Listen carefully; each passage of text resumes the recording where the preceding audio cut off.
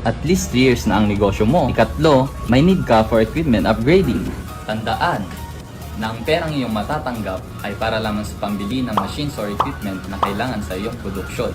Hindi pwedeng gamitin pang kapital o proyektong pang construction. Kaya sumama na sa setup ng DOST. DOST to. Hindi to scam.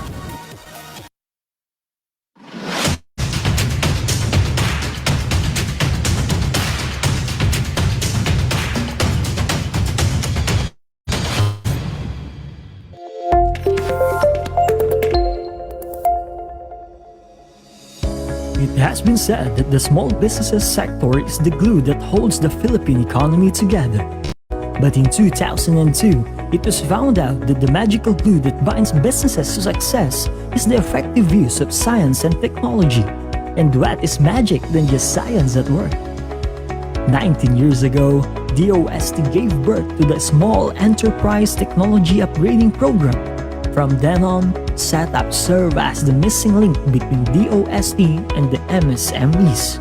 Setups 2 decades saw thousands of MSMEs grow and flourish into competitive business ventures over its wide range of science and technology-based assistance and interventions.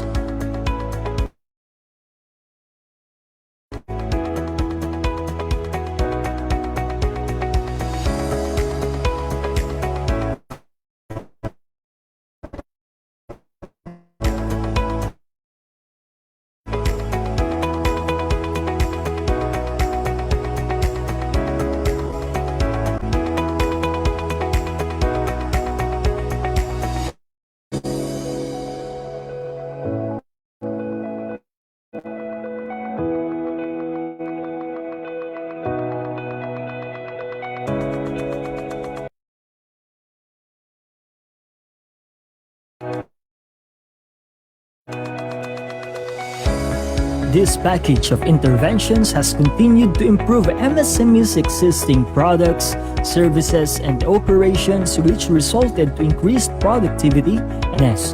It has also manufacturing sectors and established market niches. As a game changer, the setup has accomplished several milestones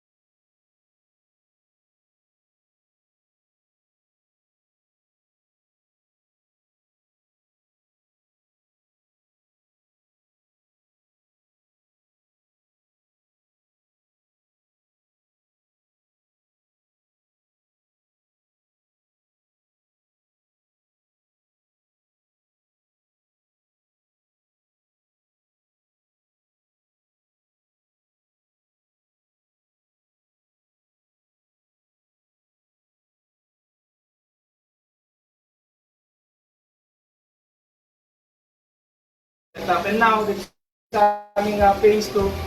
We've acquired itong roller press na to. And more is coming. Sobrang thankful kami because of this. Nag-increase yung aming production speed and aming production capability ng around 40%. And also yung pagkabawas ng mga rejects sa mga production namin. So nakababa pa yung expenses namin and more income para sa amin.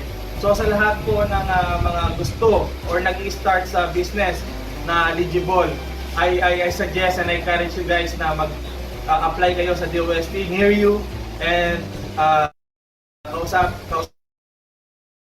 nyo sila, go to them. They will always be glad na tulungan tayo sa ating business. Sa DOST setup, thank you very much and I hope marami pa kayong matulungan. And also, God bless you and more power.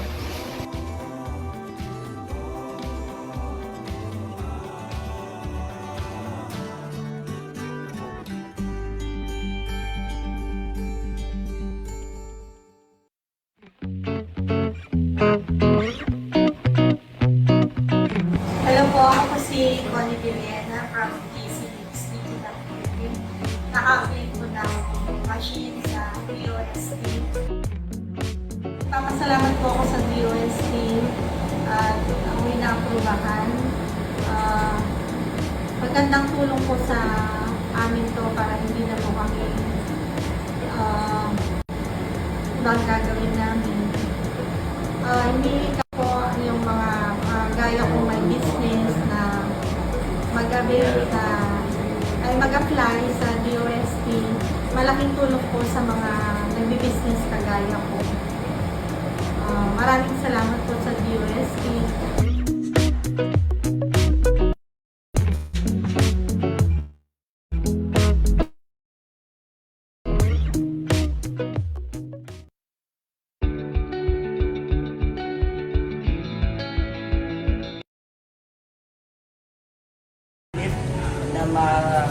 Second phaser of the DOST setup project. This is my second phase decision of Shiba vending machine. Napakalaking tulong nito sa amin dahil napakadalang ng grant na payable 3 years. Malaking bagay ito sa production namin kasi mas mabilis na namin nagagawa ang mga tanggap namin projects. And mas efficient na sa paggawa and mas maganda ang quality. So, kayong mga iba pang small and medium enterprise, I encourage you to consider applying for a DOST grant o setup kasi magandang tulong ito sa atin. Thank you.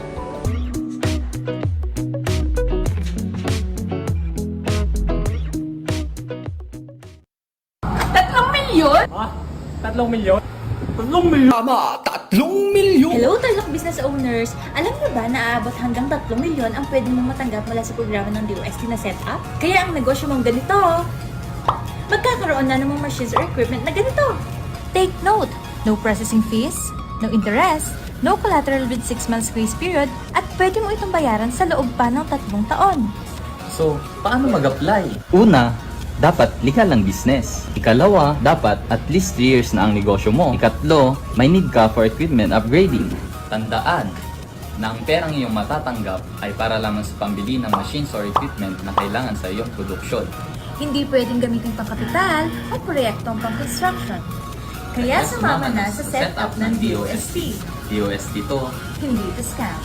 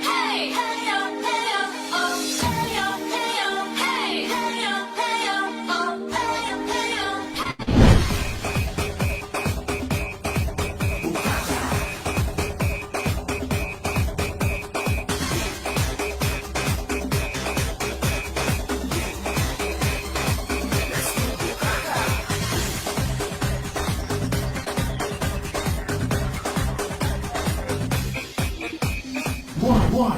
DOST for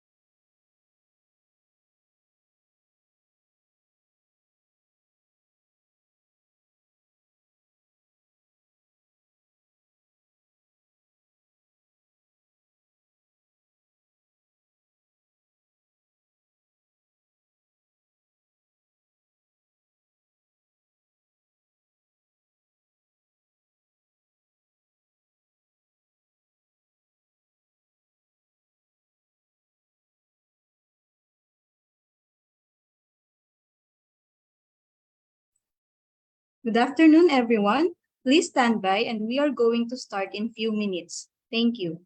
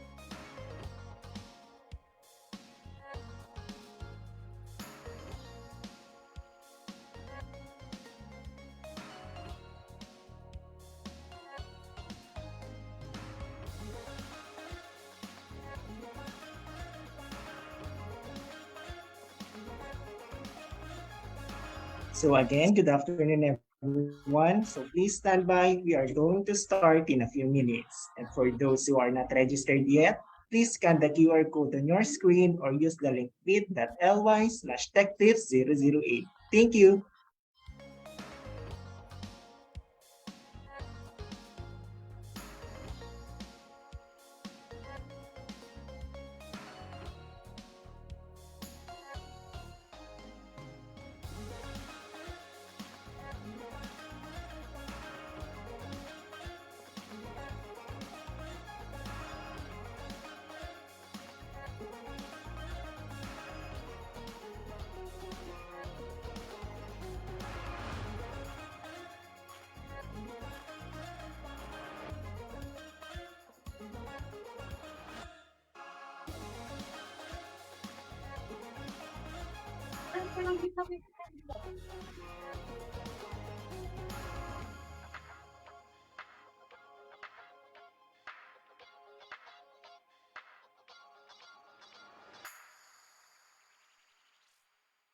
Let us bow our head for the national anthem. Bow our heads and put ourselves in the presence of the Lord. Dear Heavenly Father, we thank you for gathering all of us today. May you bestow your guidance and blessings so that we can enjoy and appreciate its significance in our lives.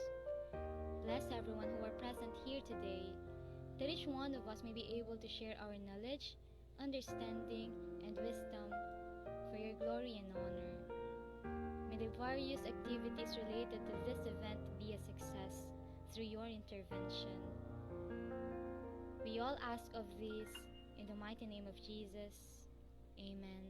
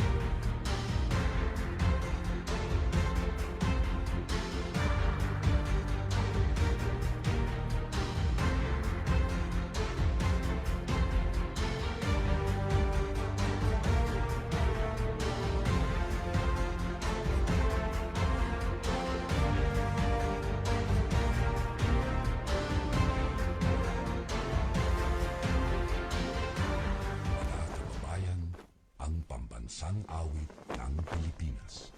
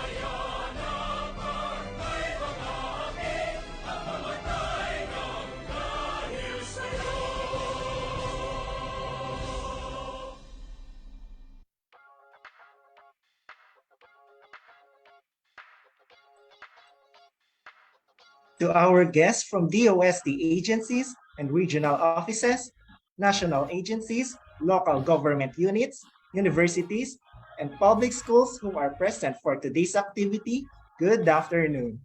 Welcome to the 8th installment of our training program, Tech Tips, Technology Training and Information Promoting Science. So last month, we tackled about weather hazard, flood forecasting, and climate change at nakasama natin ang Weather Authority, ang DOST Pag-asa, which was attended by around 400 DRRM officers and school DRRM coordinators from various provinces of Region 3. And for now, for Tech Tips 008, in line with the celebration of Civil Service Month this September, we invited resource speakers from Tarlac State University College of Public Administration and Governance. Kaya sa ating mga public servants na nandito ngayon, learn and enjoy Tech Tips 008, High-Performing and Future-Ready Servant Heroes, which aims to foster an innovation mindset among public servants who are capable of adapting to rapid changes in the working environment. So, don't forget to register din sa ating mga participants sa ating chat box ng registration link. Later, after the webinar, ay magsasend naman kami ng evaluation link para makakuha mo kayo ng e-certificates. Moreover, we are also live sa ating Facebook at Department of Science and Technology, Tarlac.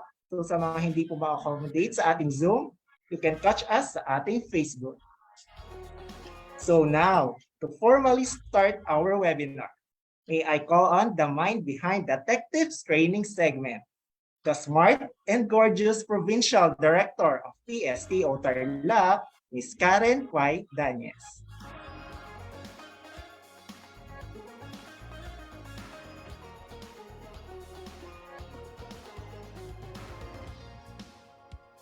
Hello! Magandang hapon po sa ating lahat. Ayan, good afternoon everyone, to our participants sa Zoom and also those who are watching via our Facebook Live. Magandang hapon po at welcome to DOST3 PSTO Tarlac's Tech Tips. Okay, baka sa mga ngayon pa lang po nakarinig ng Tech Tips, ito po ay technology training and information promoting science na kinukonduct po ng DOST Tarlac every month. As much as possible, no, we are aligning the topics of tech tips to our monthly celebration. Kaya po this month, since we are celebrating Civil Service Month, that's why meron po tayo ngayon high-performing and future-ready servant heroes para sa ating mga kawani ng gobyerno. Ayan. And allow me to acknowledge first our participants through their agencies. Meron pong mga nag-register sa atin, no? As far as Mindanao, Department of Science and Technology, of course, ng ating regional office number 3 sa San Fernando. And we also have participants from DOST ITDI and FIVOX. Maraming salamat din po sa mga provincial science and technology offices all over the Philippines. No, meron tayong mga participants sa Luzon, Visayas, and Mindanao. Also, local government units dito sa Tarlac at sa ibang mga probinsya. We also have participants from the state universities and colleges, gaya ng Bulacan Agricultural State College, Philippine Merchant Marine Academy, what else? Of course, TSU, TAU, nandito din po. At ang ating mga masisipag na guro from our Department of Education, marami po tayo nag-attend from DepEd. At good afternoon at marami pong salamat sa inyong participation. And of course, we extend our gratitude to our esteemed resource speakers from Tarlac State University, College of Public Administration and Governance, Dr. Patricia Ann Estrada, and Dr. Rosward Fermin. Marami din pong salamat kay President Velasco sa pag-accept nitong aming invitation or request po sa TSU. So the 8th episode of our Tech Tips is primarily intended for us in the government sector as we celebrate Civil Service Month this September. Kaya maligayang pagdiriwang po ng serbisyo publiko sa mga kapwa naming kawani ng gobyerno. And we all know how taxing and demanding our work is in the government because as we say, no, we are not just fulfilling a job, but we are fulfilling a calling to serve the greater good. And as our world and the working environment continuously evolve, it is essential for us to be innovative, adaptable, and visionary. Futures thinking is now the name of the game. Yan yung lagi nating naririnig ngayon. Foresight, futures thinking. And in DOST, and I know even in other government offices, no, of government agencies, we are integrating foresight already in our planning and decision making because we want our programs and activities, our services to be aligned and relevant to the demands of the future. And while we are making efforts to address the needs of the present, it is but necessary to look ahead and learn possible future scenarios and be ready with it. And remember, high-performing individual will address the needs of the present, but when it is coupled with a future thinking skill, no, a future-ready thinking, it will impact the generations ahead. So together, let us be architects of our government who will draw and realize our aspirations for better future. And this webinar will inspire us all, for sure, to be more determined and dedicated in our work as we transition from public servants to servant heroes. So let us all be inspired, remain to be committed to excellence, and lead with integrity all the time. Maraming salamat po muli at magandang araw.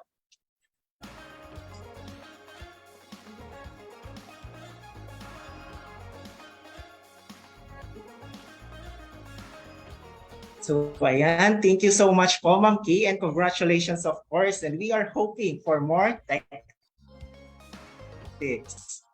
So okay, before we start, we have prepared the tech tips question kung saan pwede kayong manalo ng 100 pesos worth of GCash. Handa na ba kayo?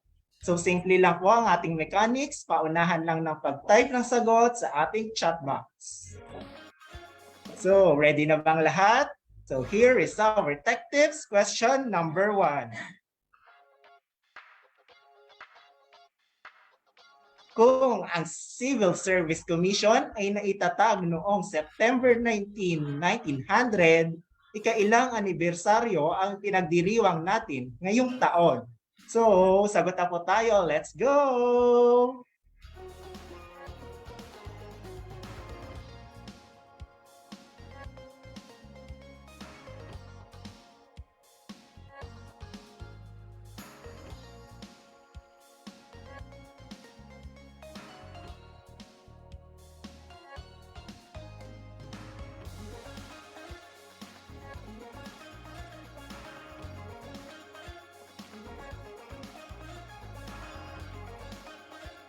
So ayan, may winner na po tayo mula po sa ating dito sa Zoom, ang ating Municipal Science and Technology Coordinator sa Kamiling, si Sir Chester Patrick. So ayan, congratulations po. Ipapadala po namin ang iyong prize right away after the tech tips.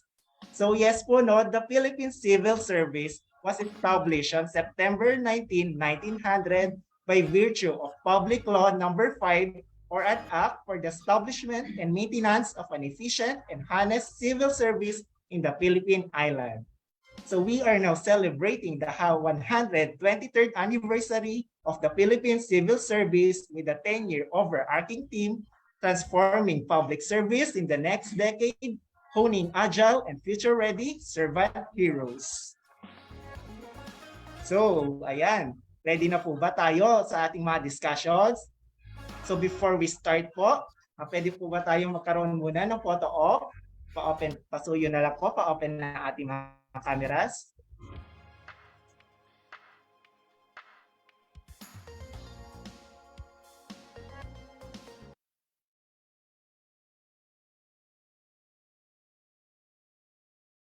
So ayan, pa-open, pasuyo na lang po, pa-open na ating mga cameras para sa ating photo opportunity.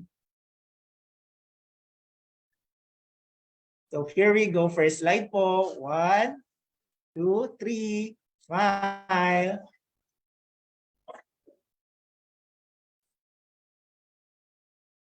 So okay. Second slide. 1, 2, 3. Smile.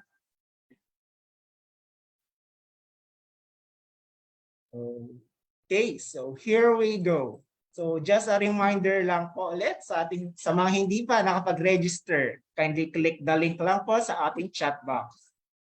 So for this Tech Tips 008, we have 2 resource speakers from PSU College of Public Administration and Governance. So, are you ready, servant heroes? If yes, can you type G sa ating chat box? G, G, G, G. So ayan, mukhang ready na po tayo. So let's go with our first resource speaker for our first topic. So, he is currently an instructor at Tarlac State University. He holds a Doctor of Public Administration degree with a major in Socioeconomic Development, Master of Public Administration, and a graduate of Bachelor of Public Administration at Tarlac State University. He was assigned as MPA Chairperson Coordinator of Culture and Arts, and Coordinator of BPPO. Our first speaker with the topic, Becoming High-Performing Public Servants. Please join me welcome Dr. Rosward G. Fermin. Hello, sir.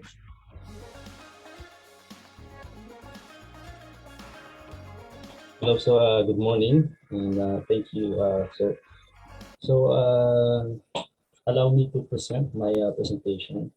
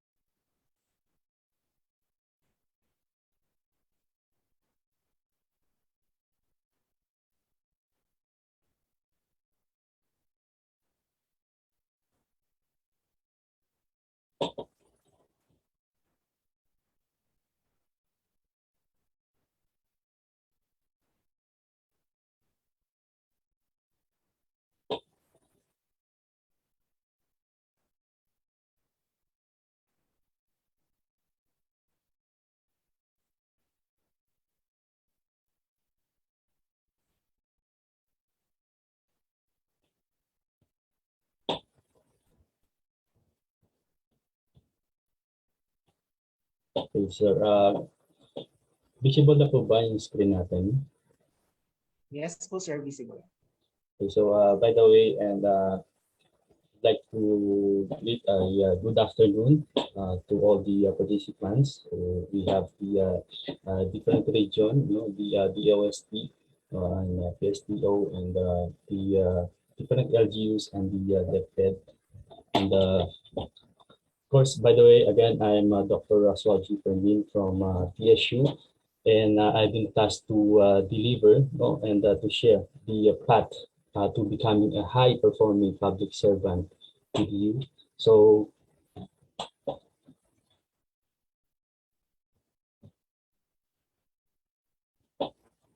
as we continue, you know, I'd like to welcome you all to this webinar on becoming a high-performing public servant. Now, as you know, the public service is a noble profession that requires our dedication, hard work, and a commitment to excellence. And whether you are starting your own career, no, or you are just a seasoned veteran, there's always a room for the improvement and the growth. So our topic, no, so what is the high-performing public servant? Okay. So in this webinar, we'll explore the what is the high-performing public servant means. So why it is important to strive for the excellence, and how can we develop our skills and qualities. Okay, so the high-performing public servant is someone who consistently delivers exceptional results in their work while embodying the values of the public servant. So a high-performing public servant, so it is mean to become a high performer, public servant. It is essential to possess the strong communication skills and the ability to work collaboratively with the others, and commitment to continuous learning and improvement, and the deep understanding of the issues and innovative thinkers. So why it is important? So to build a strong communications, and how the communication affects yung mga skills natin. So there are challenges faced of the public servant.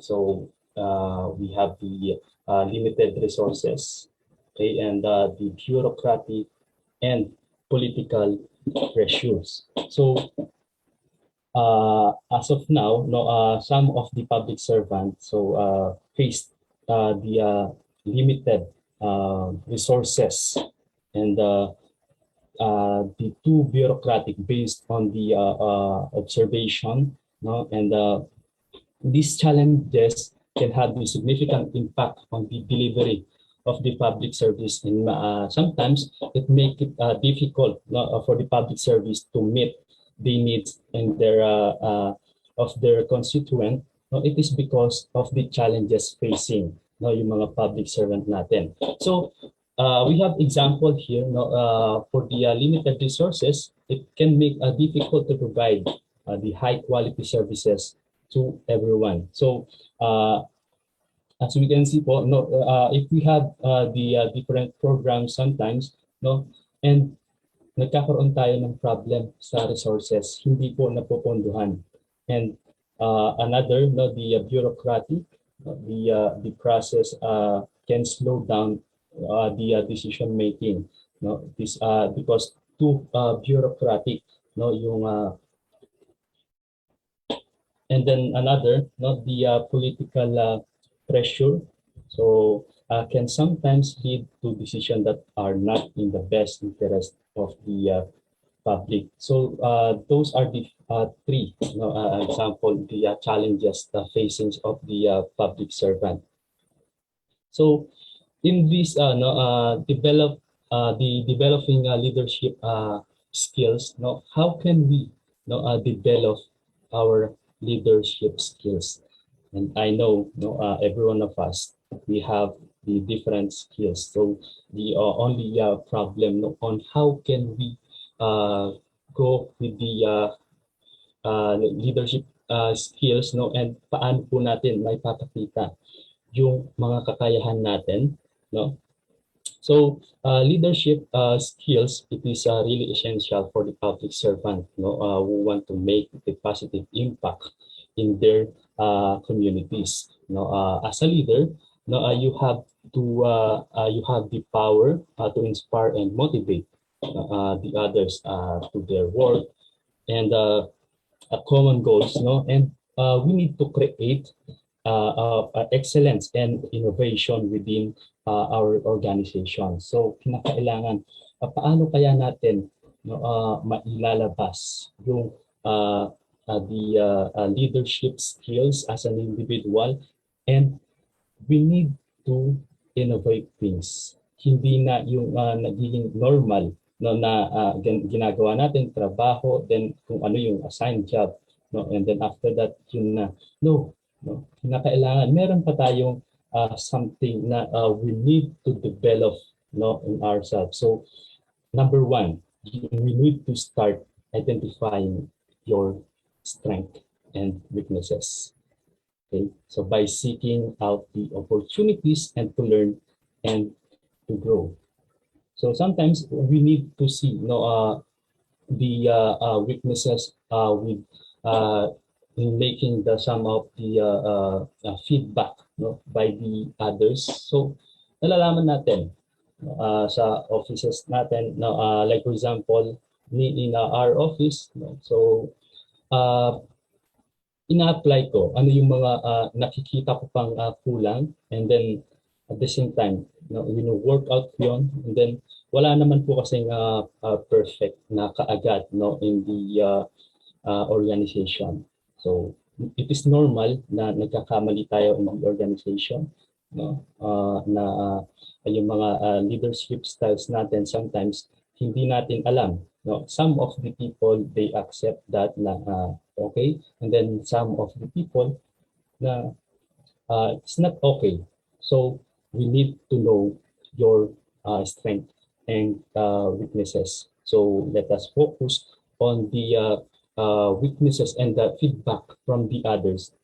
Okay? And then at the same time, you need to work for that feedback, yung mga negative feedback from you. So another, no, we need to, of course, to attend training, no, and then you need to read a books on the leadership so that we can manage, no, paano natin i-address yun, no. So And of course, no, you have the mentors, no, in the organization. So huwag tayong mahiya na to open those problems and the feedbacks coming from the other people, no, especially in the organization. So in our office, no, in TSU, of course, nagsiserve kami sa mga students. Okay, during my first year in teaching, no, na na-encounter ko yung some of the feedbacks of the students, no? So parang during that time na panghinaan na ako ng loob na ay ganito pala yung feedback. So parang nahihirapan na ako na i-push through yung career ko in the teaching, parang ay hindi pala o para sa teaching, but with the help of my colleagues, so they motivate me na nanggaling din sila on that stage na nang nakita nila yung mga feedback coming from the students, no? So and then na overcome naman, and then ngayon mag-8 years na po ako sa College of Public Administration, and inadapt ko yung mga negative feedback, and then tinry ko na i-work, trabahuhin yung mga yon. So and then ngayon parang okay na, nagugustuhan ko na yung teaching, and my career na nandito na, natuloy ko pa nga po yung pag-aaral ko sa ng doctorate, no? So ngayon kinakailangan lang natin, no, i-accept yung mga negative feedback and then try to work for it. Okay, so and then another, no, we need to practice the active listening. Okay, so kinakailangan, no, in the organizations kung saan man tayo we're assigned, no, kinakailangan matuto tayo makinig, especially sa mga boss natin, okay, dahil based on their experience, no, napagdaanan na nila yan, and we need to apply that.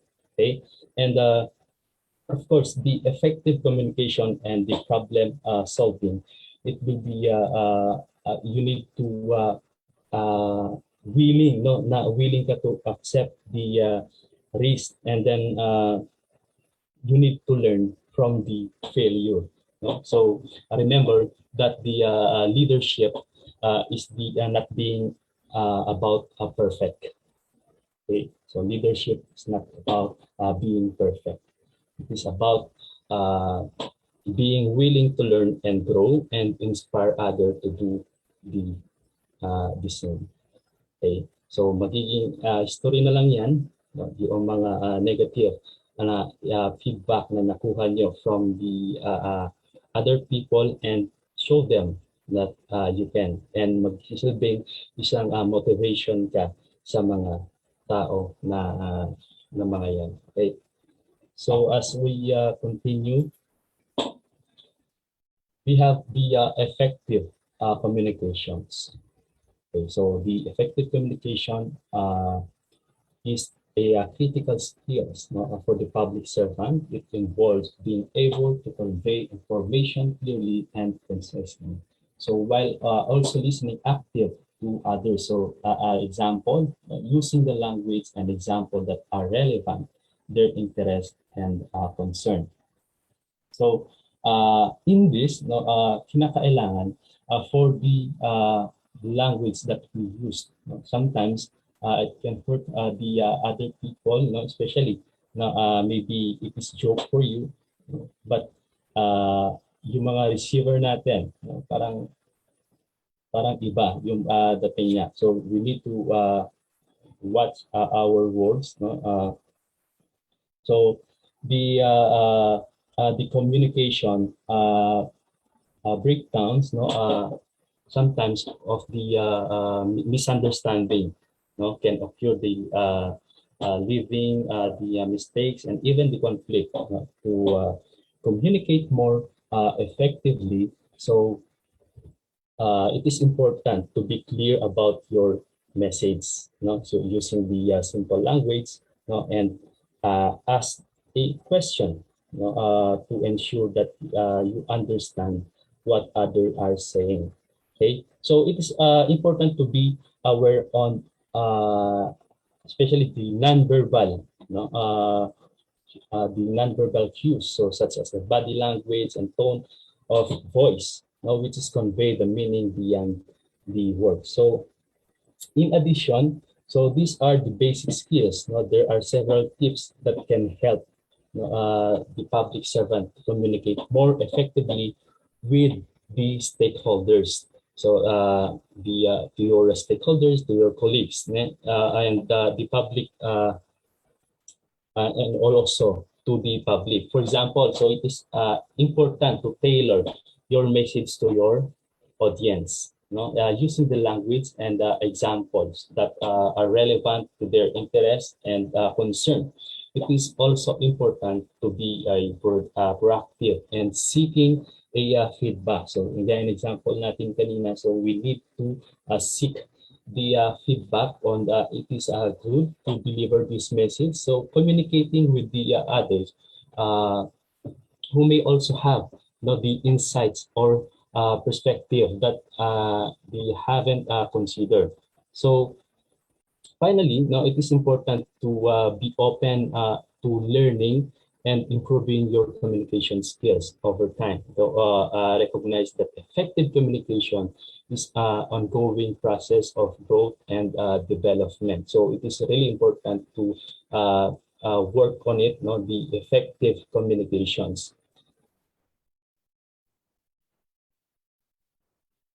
So next is the building strong relationship. Okay, so it is stated that when you have a positive and productive relationship with stakeholders, you are better able to understand their needs and priorities, collaborate on solution and trust and credibility. Okay, so building strong relationship, it doesn't mean makipagrelasyon ka sa mga kasama mo sa trabaho, baka magkakaroon ng problema. Okay, so kinakailangan like in our college, so since our colleagues, mga bata-bata, parang pare-pareho po yung edad namin. Okay, so parang napakagaan na magtrabaho, na parang yung mga trabaho, yung mga task na nagbibigay sa amin, nagiging na-accomplish namin ng maayos, by of course, the relationship with the stakeholders and in the school, parang magkakapatid na kami, doon sa pagbibigay ng mga task namin. So alam namin yung mga priorities, and of course we need to know the boundaries. So baka sabihin nyo ay sabi ng speaker namin, we need to build a strong relationship. So parang at the end, naghiwalay pa kayo mag-asawa na. Okay, so kidding aside, to build a strong relationship with the stakeholder, it is important, of course, communicate clearly and consistently, and then be responsive to their needs. Okay, so and also we need to demonstrate your commitment to their success.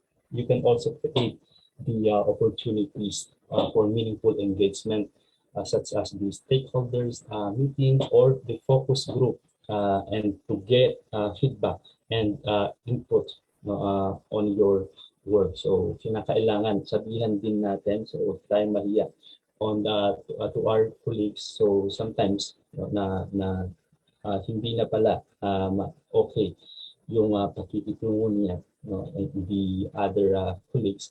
So kinakailangan meron tayong group meeting, parang pag-uusapan din natin, the relationship natin between the colleagues and of course, in the organization. So it is really important. And next one is the managing changes. So managing change.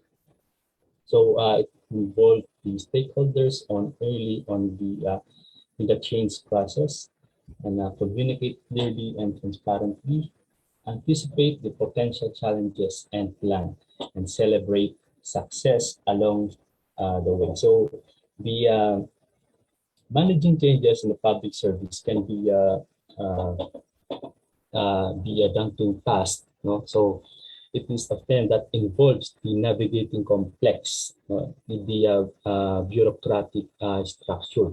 So in this, we need to deal with the resistance from the stakeholders. So, however, there are strategies that can help and make the process more manageable. So, one effective approach is to involve the stakeholders early on the change process. So, we need to involve them, soliciting their input and also the feedback to ensure their support. No? So another key strategy is to communicate clearly and transparency throughout the process, so keeping the stakeholders informed on the progress and addressing any concern or question that they may have. Of course, in the organization, so we need to adapt those changes. No? So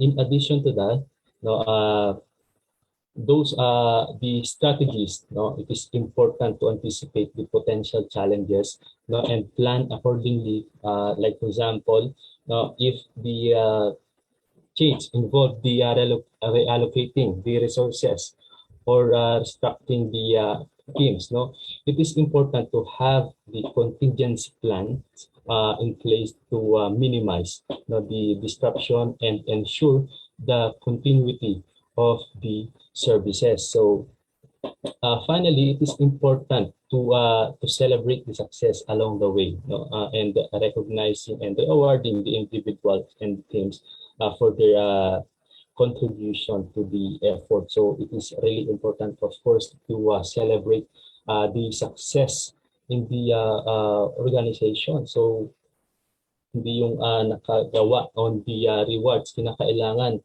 naging successful, naging yung work natin.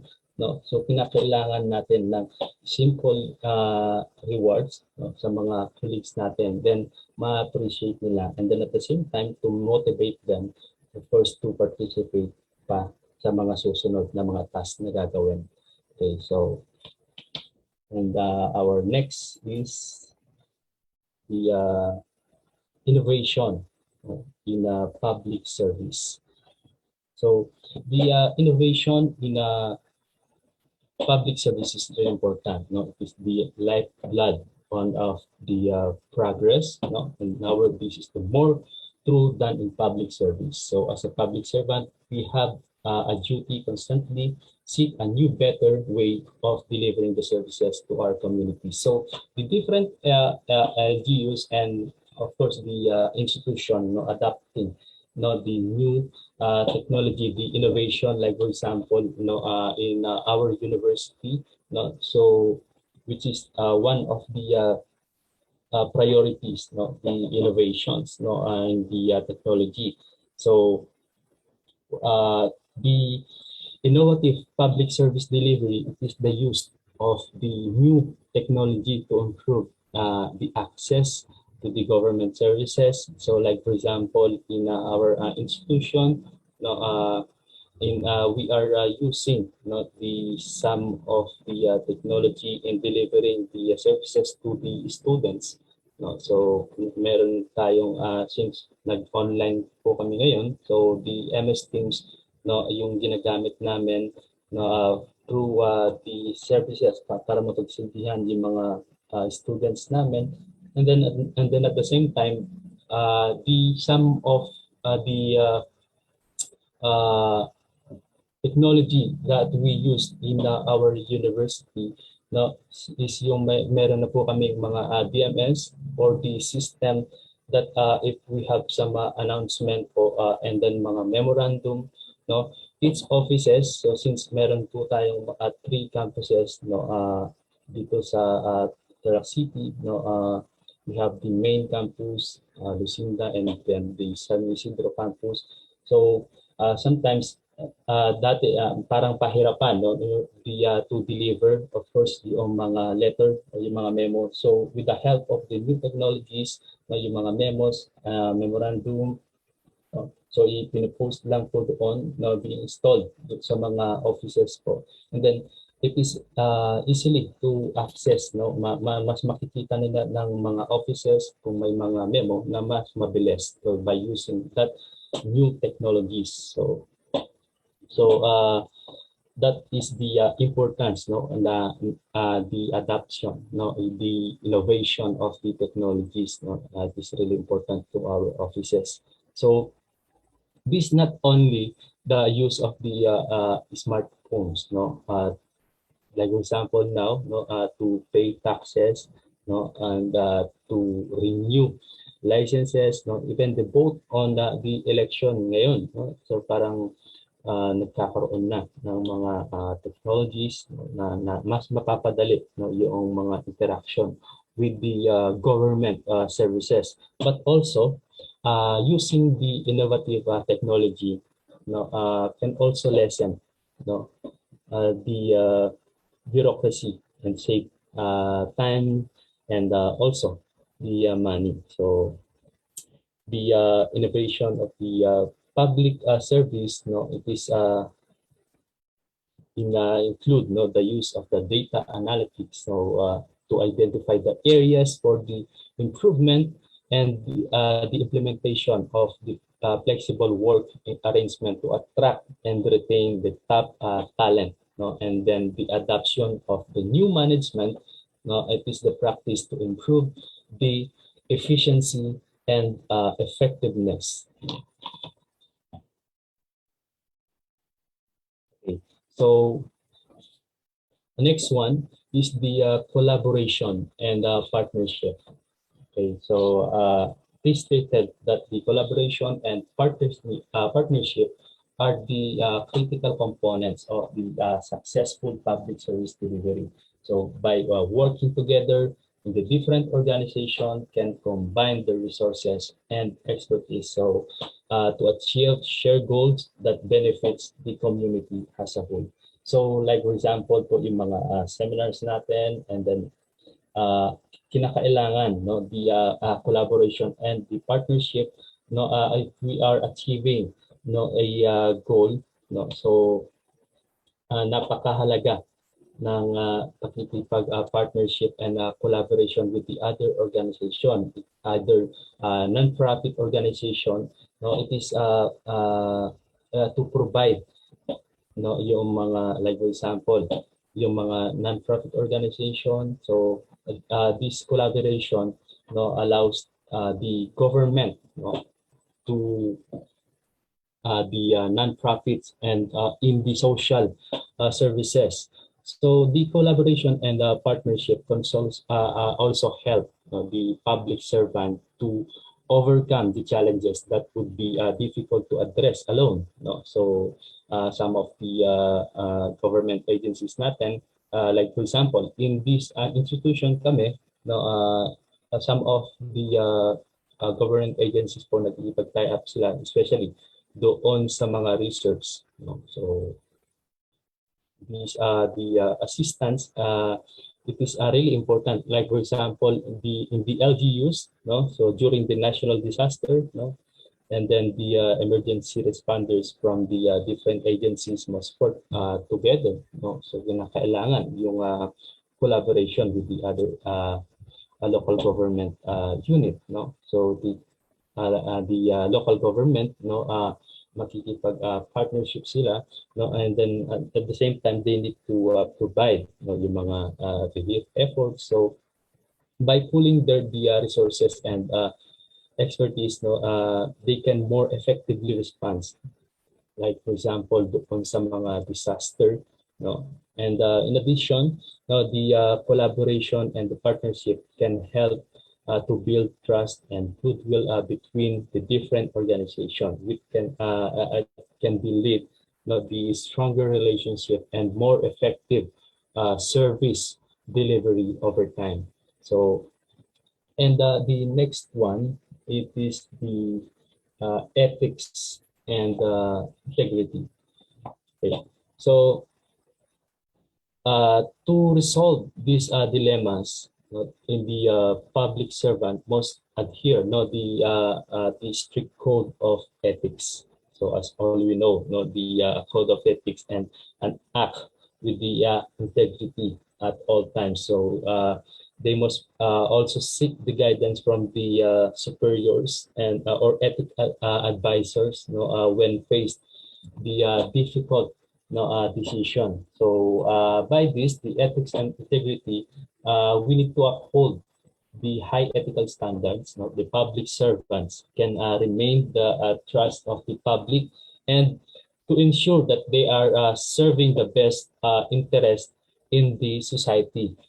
Okay, so that is the vital for a public servant. No? So we need to apply the code of ethics. So dapat hindi nawawala. Okay. Okay. So in terms of the professional development, no, as a public servant, no, it is essential to stay to date, no, with the latest trends. So the best practices in your field or ongoing professional development is it is the key. No, that you are have the skills, knowledge, and it is necessary to excel in your job, by investing in your own development. So you're not only a benefit for yourself, but also for the citizen, that you serve. Okay, so first, of course, you need to attend a conference and then a workshop, if you want to improve, your skills. So we need to attend that. Take online courses. Kagaya ngayon, may mga online courses po tayo. So and then even in the local government, so the different agencies po natin. So yung College of Public Administration, so open po sa atin, for the professional development.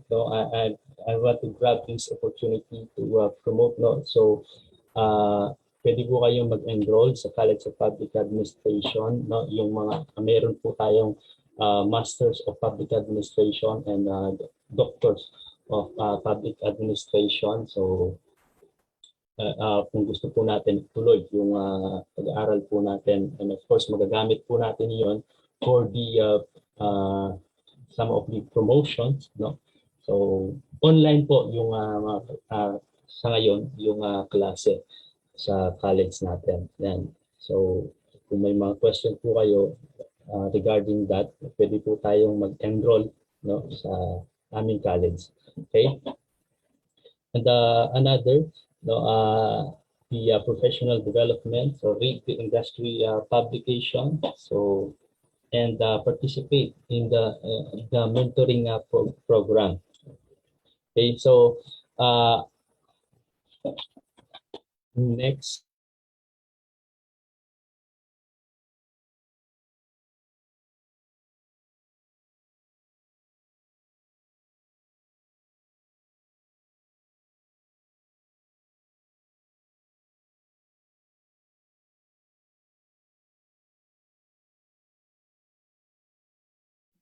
So ayan, parang nawala lang po saglit si Sir Roswald. Hintayin na lang po natin.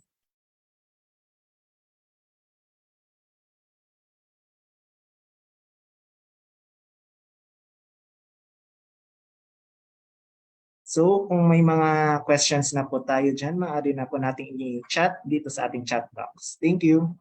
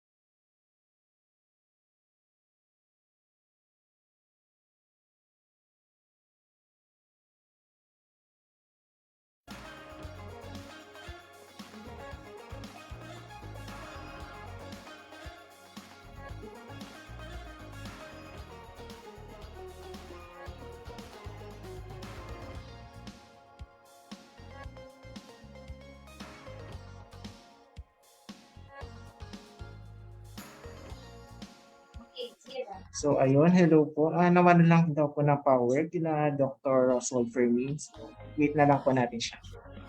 Thank you.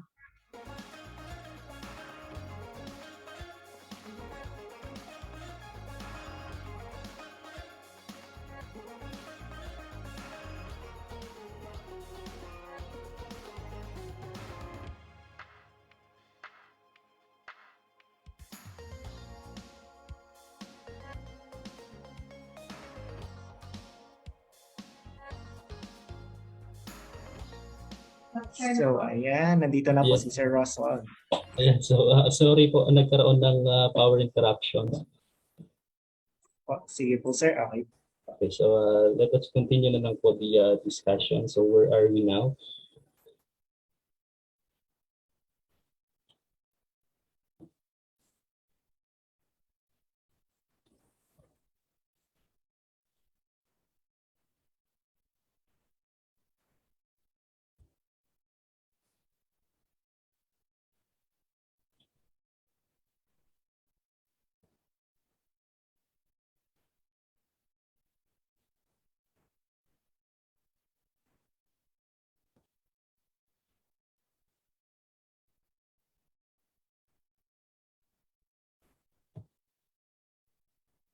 Okay, so ayan, no, sorry for the interruption. So on ng power interruptions po. Okay, so let us proceed po, no, the performance management, the SMART goals. So take note to this, no. So the performance management, it is the crucial aspects, no, of the public service. So it is allows the organization to set a goals and measures, no, the progress towards the achieving the mission. So by setting a clear and accepting the expectation and the regular monitoring performance, no, the public servants can ensure that they're delivering the high quality service to their stakeholders. So we have the SMART goals here, no, in the performing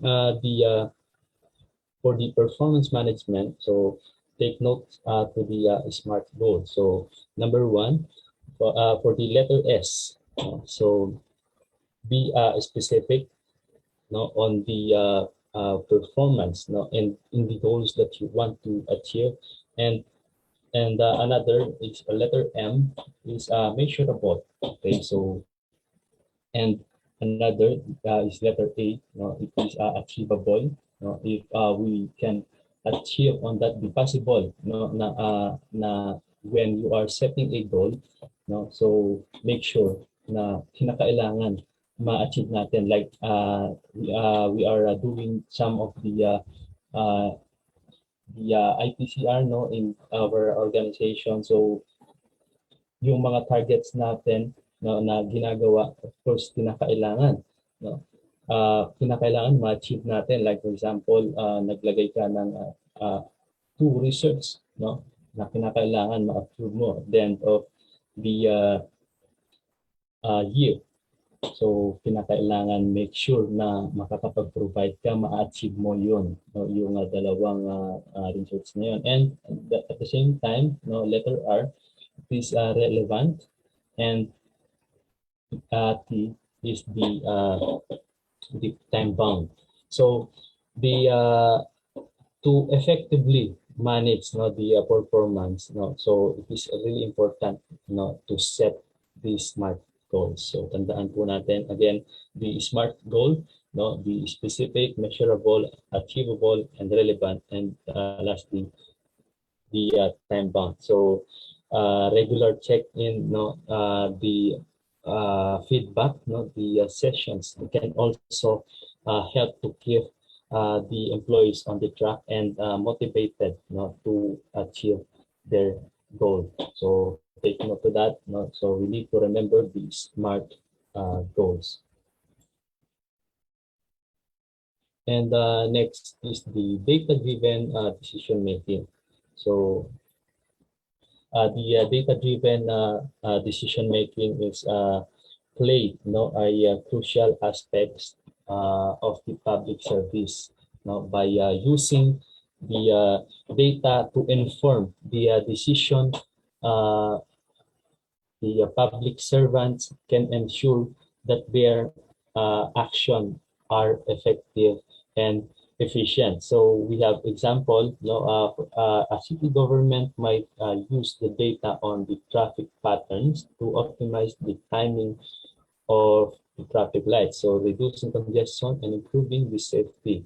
So similarly, healthcare agencies might use data on the patient. The outcomes is to identify the areas for improvement and implement changes that lead to better health outcomes. So data-driven decision making sometimes it is play vital roles in our organization. So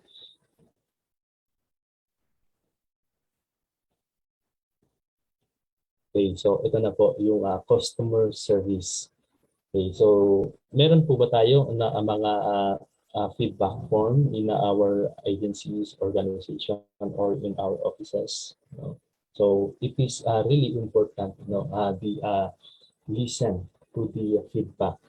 So in the public service, providing the excellent customer service is the essential for the building a trust and maintaining the strong relationship with the stakeholders and the public. So it is involved the being responsive and respectful towards the needs and concern of the others. So the one way to ensure the good customer service is to actively listen to the feedback and take an action to address the any issues and yung mga concerns po ng mga citizens natin sa atin sa trabaho natin. So another key element of the good customer service is the effective communication. So this means being clear and concise in your messaging, using the language that is easily understood by all the parties involved. So it is also means being proactive in providing information to the stakeholders and the public, so such as the update on the projects or changes in the policies and the procedures. So kinakailangan po natin the effective communications to the customers, so mga stakeholders po natin. And next is the performance improvement. Okay, so to identify the areas for the improvement, the public servants should regularly review their process, and then the procedure, and also the outcomes. So we need to look for the opportunities and to streamline the operation, so reduce waste and improve the quality. So they should also seek. We need to also seek the feedback from the stakeholders, including the citizen community groups and other agencies, to understand their needs and expectations. So once these areas for the improvement have been identified, the public servant should develop the action plan and the outline in the specific steps for implementing the changes, and to measure the progress in the for the performance improvement. So our next is the work-life balance. Okay, so it is really important po. So kaya nga kinakailangan work, and then at the same time kinakailangan natin yung leisure, So it's stated that maintaining a healthy work-life balance is the crucial for public servants to be able to perform at their best without the proper rest of rejuvenation. One's ability to work efficiency can suffer greatly. So, huwag po tayong purong trabaho lang. No? So, hindi ko naman sinasabi na magbakasyon palagi tayo, but we need to balance, no, the work-life balance. So, trabaho ng trabaho, baka ang dami mo ng ipon. So, kailan mo gagastusin ang ipon mo? No? So, na kailangan, no, i-balance po natin. Baka pagkatapos mo, mayaman ka nga. No? Pag mag-retire ka na, hindi mo na magagamit. Kung gusto mong magbakasyon abroad, hindi ka na pwedeng mag-travel, no? So, habang maaga, no, we need to know that na to balance the work life and balance to achieve a good work-life balance. No, it is important to set a boundaries between the work and your personal life. Okay, so this is mean the leaving work at your office and not checking email. So paano po ba yung kayo? Paano yung ginagawa ninyo? Because sometimes in the field namin, pagkatapos mo magturo, kinakailangan pag-uwi mo ng bahay, ang dami pa mga nag-message sa mga students, na mga nagtatanong ng mga activity, mga assignments nila. So paano natin maibabalance yon? So ako pag ginagawa ko, especially pag Sunday, no? So, kasi hindi na maiiwasan, ay may mga students pa din na mga makukulit. Even Sunday and then 12 midnight mag-chat, no, magme-message, no, na ay may pasok po ba bukas, ganito, may activity po ba tayo bukas, kailan po yung submission ng mga requirements natin. So sometimes we need to balance that. Ako ginagawa ko, sige, sa ano ko na kayo re-reply.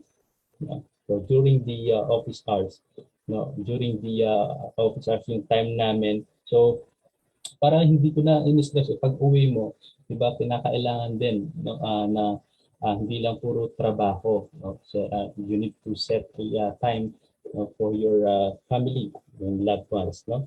So taking breaks from throughout the workdays and practicing the mindfulness techniques can help to reduce the stress and increase the productivity. So wag po tayong puro trabaho. So kinakailangan, para matanggal din yung stress natin.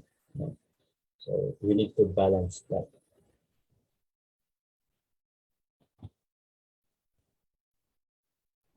Okay, so next is the diversity and inclusion.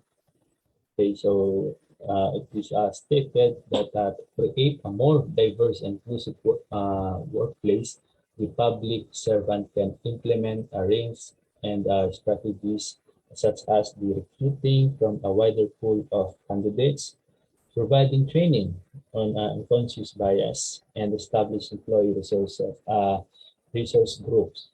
So the diversity and inclusion are the critical components of the high-performing public service. So by creating a more diverse and inclusive workplace, so the public servant now can be better understand the needs of their communities and provide more effective services. Okay, so in addition to that, a diverse and inclusive workplace can lead to increase the innovation, creativity, and productivity. Okay.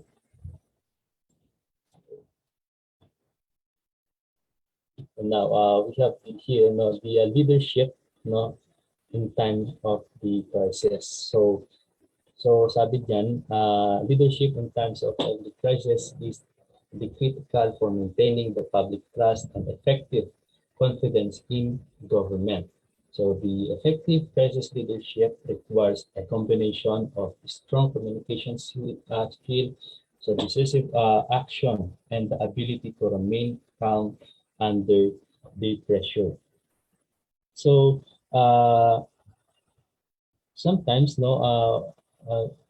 na-experience po natin yan. So the one of the example no, of this effective crisis on the leadership in the public service is the response. No? Like for example, in the natural disaster, despite of the initial misstep, so leaders at all level no, of the government eventually they came together and coordinate the relief efforts and provide the support to those affected by the disaster here in our country. No? So this required effective communication between the national and local official as well as the collaboration with non-governmental organization and the private sector partners. So for the next slide, no, I have prepared a video here. So a short video no, about the motivational leadership. So please watch it.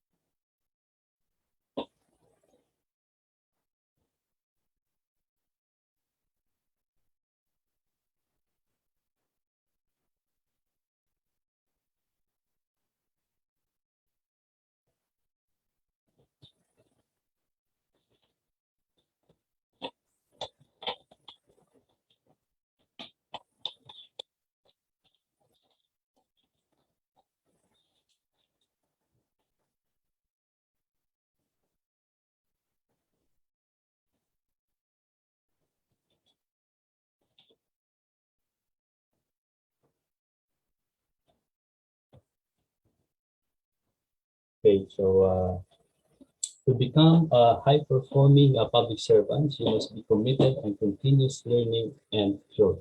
So prioritize your well-being and embrace the innovation and change.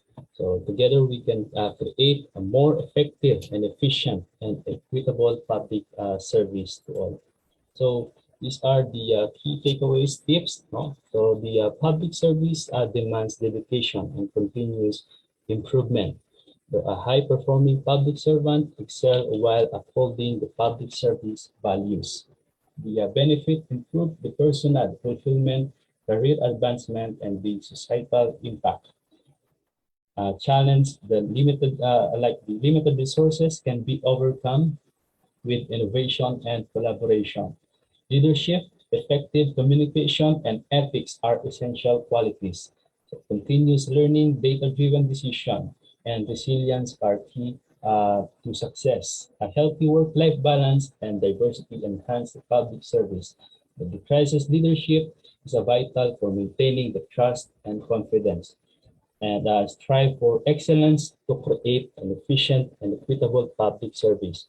So in conclusion, uh, becoming a high-performing public servant, requires combination of skills, qualities, and strategies. So we have discussed the importance of leadership, effective communication, and the building strong relationship, innovation, collaborations, ethics, and integrity, the professional development, performance management, data-driven decision-making, customer services, performance improvement, work-life balance, and diversity in the crisis leadership. To become a high-performing public servant, you must be committed to continuous learning and growth. Prioritize your well-being and embrace the innovation and change. And I encourage you to take the action today and apply these strategies in your work as a public servant. Together, we can create more effective, efficient, and equitable public service for all. And that will be all for my presentation. And thank you very much for listening.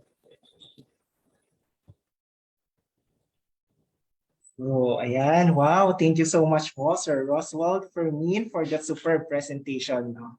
Ang dami po nating natutunan or nakuhang tips to, paano ba tayo magiging high-performing public servants. Di ba nga po, dapat di ba nasasatisfy natin yung mga clients natin or dapat nag-iiwan tayo ng mga ngiti sa kanila sa bawat serbisyo na binibigay po natin sa ating mga kliyente. So, well, anyway po, for our Q&A, we will accommodate your questions after the discussion of our second speaker. So again, thank you so much po, Sir Roswald, for sharing your knowledge and of course, your time. Thank you for accepting our invitation. So, ayan. So, ready na ba ang lahat for our next speaker?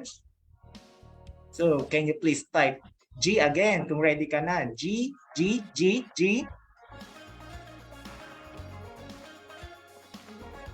So here we go to our next speaker.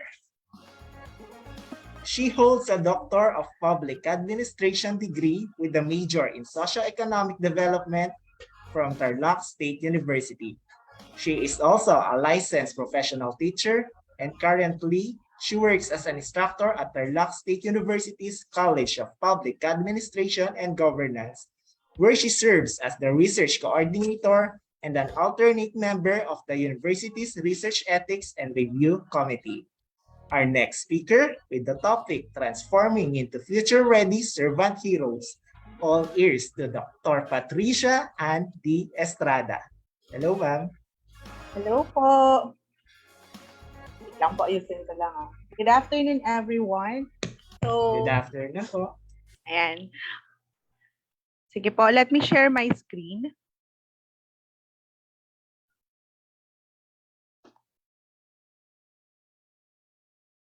For a while po.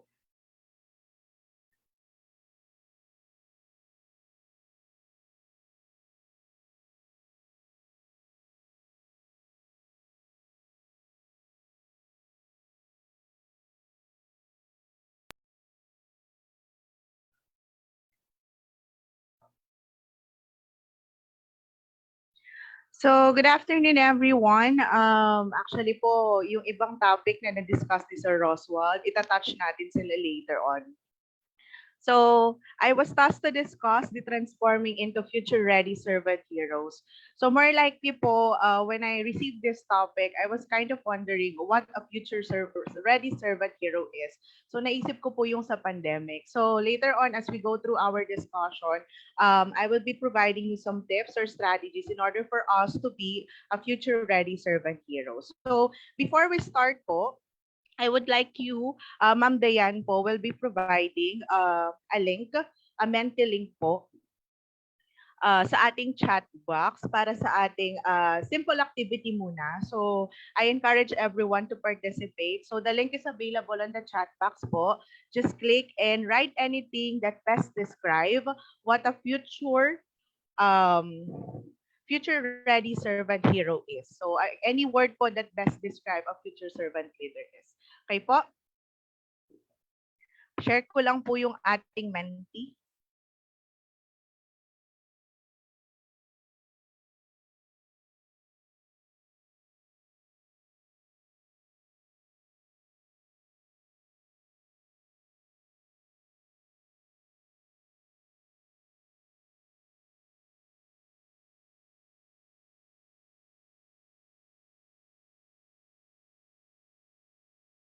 Once you click the link po, you just enter the code, then write your answer po para makuha natin yung response nyo. Thank you so much po.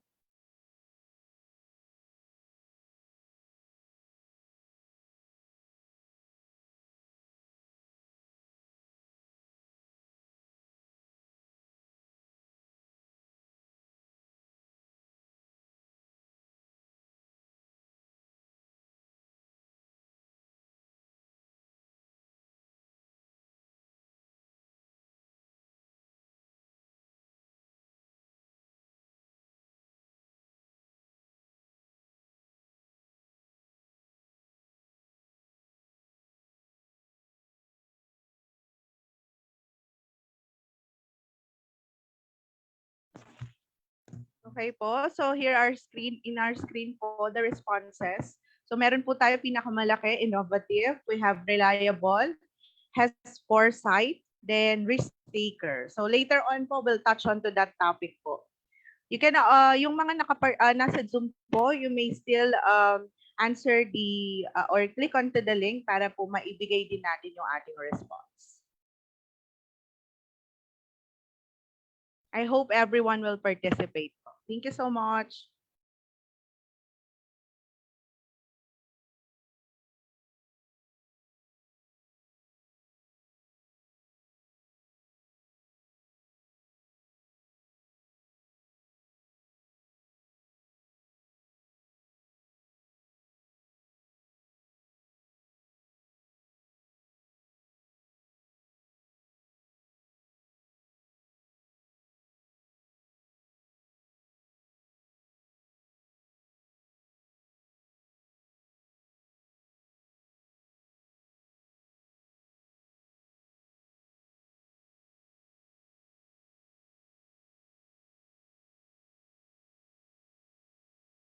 We have other responses po. Nawala siya, Ma'am Dayan. Additional po. So meron din dito nagsabi na reliable, service-oriented, and adaptable. Siguro po we can end the activity. We hope na yung mga hindi pa po nakasagot, sumagot po sila, and later on after my discussion, we'll discuss it or we'll touch on to that topic or to the word cloud na nabuo po natin. Thank you so much, Ma'am Dayan. Pwede nang stop share. So let me proceed with my presentation po.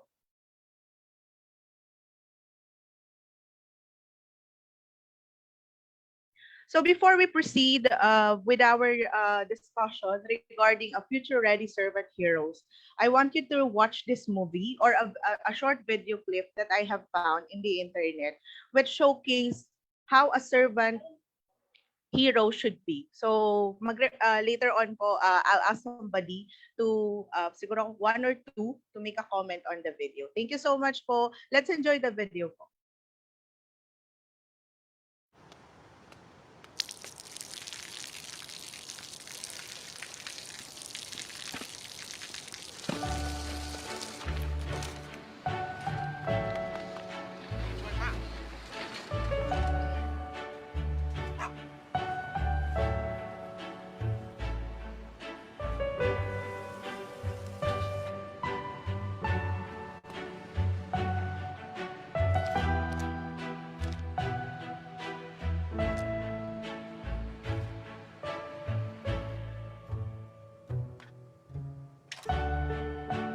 เขาจะได้อะไร ถ้าเขาทำแบบนี้ทุกวัน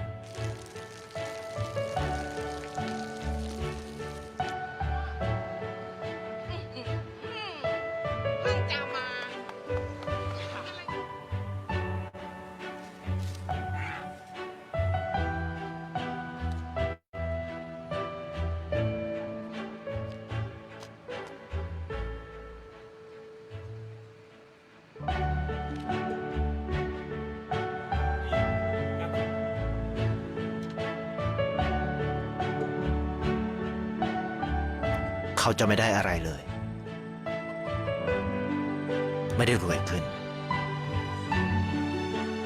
ไม่ได้ออกทีวี ไม่มีใครรู้จัก ไม่ได้มีชื่อเสียงที่มากขึ้น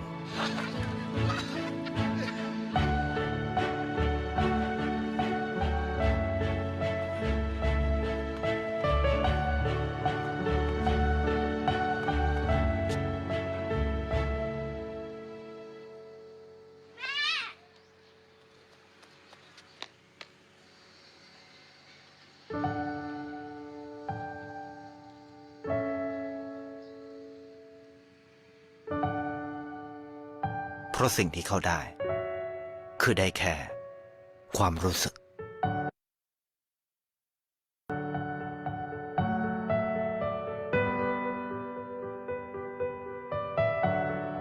ได้เห็นความสุข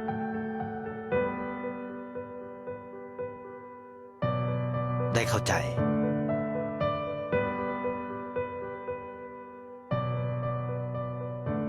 ได้ความรัก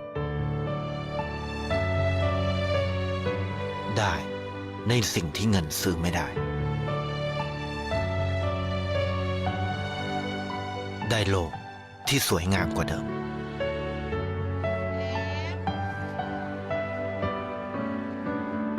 ในชีวิตคุณ อะไรคือสิ่งที่คุณต้องการมากที่สุด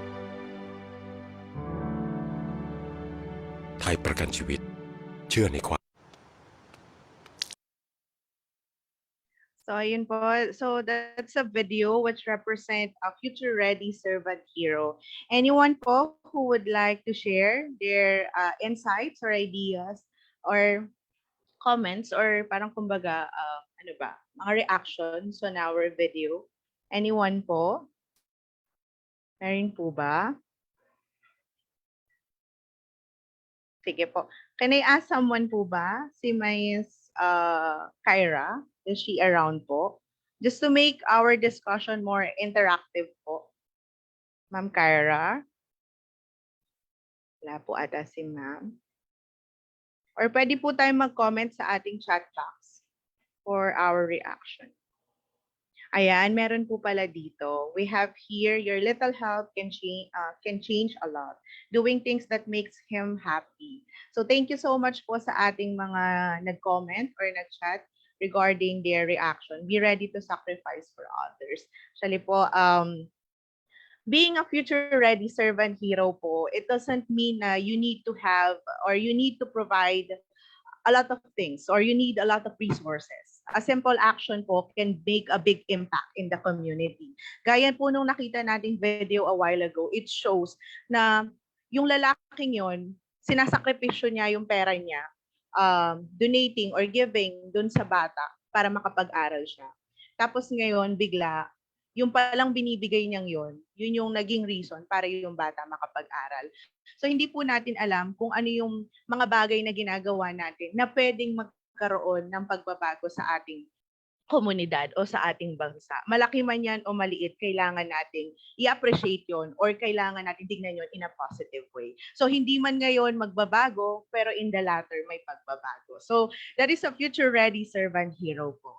So to discuss po, what is a future-ready servant hero? A while ago po, si Sir Rosh, he makes on or he discussed particularly on the organization. Ito naman po in general. How can you be a servant hero? So when we talk about servant hero po, based on our definition here, it is someone who is prepared for future challenges and dedicated to serving others with excellence in the present. So lahat po tayo pwedeng isang maging future-ready servant hero. What we only need to do is to dedicate ourselves in serving and providing excellent service to everyone. So lahat po tayo engaged in the government service and lahat po tayo every now and then we are being trained. So kung mapapansin nyo po, every actions na ginagawa natin, it can make a big impact in our community.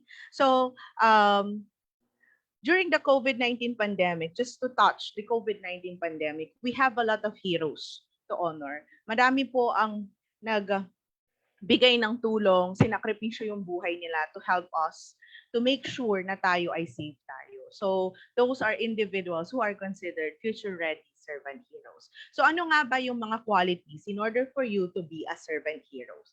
First, you need to have adaptability. Once we talk about adaptability, you can able to quickly adjust in a certain situation and find ways during uncertainties. So, ito po yung mga individual na pag nagkaroon ng pagbabago, mabilis silang mag-adjust. So, I know in the government, there are a lot of changes since we are already moving, di ba po? Sabi nga, araw-araw may pagbabago. So, ikaw, as a government employee and as a servant leader, kailangan matuto kang mag-adapt. You need to know how to adapt, not just on the situation, but also in the circumstances, in any circumstances. Second, we need to have empathy. When we talk about empathy, we can connect with others and have a deeper level of understanding on their needs. One good example po, during the COVID-19 pandemic, there are volunteer groups na nabuo to parang kumbaga to communicate with other vulnerable sectors para makatulong po sila in their mental health. Isa po sa mga parang kumbaga naging initiative is yung sa mental health. Kasi nga, hindi tayo lumalabas, lahat tayo nakakulong sa bahay, and lahat tayo na-stress, natatakot, so we really need to help. Not just those who are parang mga teenagers or whatsoever, but also the elderly. So mas vulnerable po sila at mas apektado sila during those tough times. So empathy, you can connect with others and at the same time have a deeper understanding on what they feel. And that is a future-ready servant hero. Then we need to be creative. In this world po, sabi nga, innovations is all around the world. Nandyan na po siya. So we always need to be creative in such a way that we think outside the box. Hindi na po yung dati, not the traditional. We need to adapt with our changing world. So we need to be creative in not just using technology, but we need to be innovative and creative in finding solution on a certain problem. Kaya nga po kami, in the college, we also conduct researches in order to help our community. We do this extension activity in order to help and to parang kumbaga to spread new, information and knowledge regarding certain topics. So another po is resilience. Siguro po resilience is a very parang kumbaga rampant word na ginagamit nowadays, especially during disaster. When we talk about resilience po, it's your ability to bounce back after a certain situation or after a certain phenomenon na may nangyari sa'yo. So, sabi niya po dito, it's the ability to immediately bounce back from setbacks and moving forward. Lahat po tayo nakaka-experience ng problems, challenges, especially in the workplace. Sabi nga po nung kasama ko kanina, Sir Roswald, walang perfect na organization. Lahat po tayo nakaka-experience ng problema, lahat tayo nakaka-experience ng challenges, not just on our career, but on our personal lives. But how can we be resilient? The first thing that we need to do is we need to move forward and have positive insights in mind. Yan po kasi yung pinaka parang core. Paano nga ba magkakaroon ng magandang parang kumbaga, paano tayo magkakaroon ng magandang perspective? We always need to be optimistic on the things that we do. So yan po ang isang quality ng isang future servant hero. Hindi naman po agad-agad na magiging future-ready servant hero tayo. We are trained. Through this training po, through this seminar, we were able to understand ano ba ang future-ready servant hero. And kayo mismo sa sarili nyo, ma-assess mo, anong level na kaya ako doon? Ano sa apat na ito ang nagain ko na? So meron na ba akong adaptability? Am I able to have empathy with others? Do I have creativity? Am I resilient to any of the challenges that I may experience in the latter? So yan po yung tanong na kayo lang ang makakasagot. So for our next slide, the need for transformation.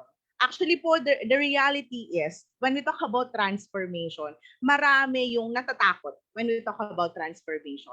As based on our definition, failing to transform oneself can lead to obsolescence. Ibig sabihin po, we are obsolete. Parang kumbaga outdated tayo. No? So we need to transform ourselves. We need to make sure na we are competitive in a way. Sabi niya nga, transformation is not a buzzword, but it is already a necessity. If we can transform ourselves, we can eventually create changes in our lives. So, let's say for example po, if you remember Nokia, yung cellphone na po, during our times, or nung bata pa ako, ang pinaka-popular na cellphone po noon is Nokia. Pag sinabi mo may Nokia ka, parang very, ano ka na, ang tawag dito, merong kaya kapag may cellphone ka na ganyan. Pero nung nauso po yung mga touchscreen, nauso yung Android, ito na, nagkaroon ng problema si Nokia. Hindi siya nakapag-adapt, hindi siya nakapag-adjust dun sa pagbabagong yon. Hindi siya naka-adapt dun sa pagbabagong yon. Anong nangyari po? Na-phase out siya. Another example is Kodak.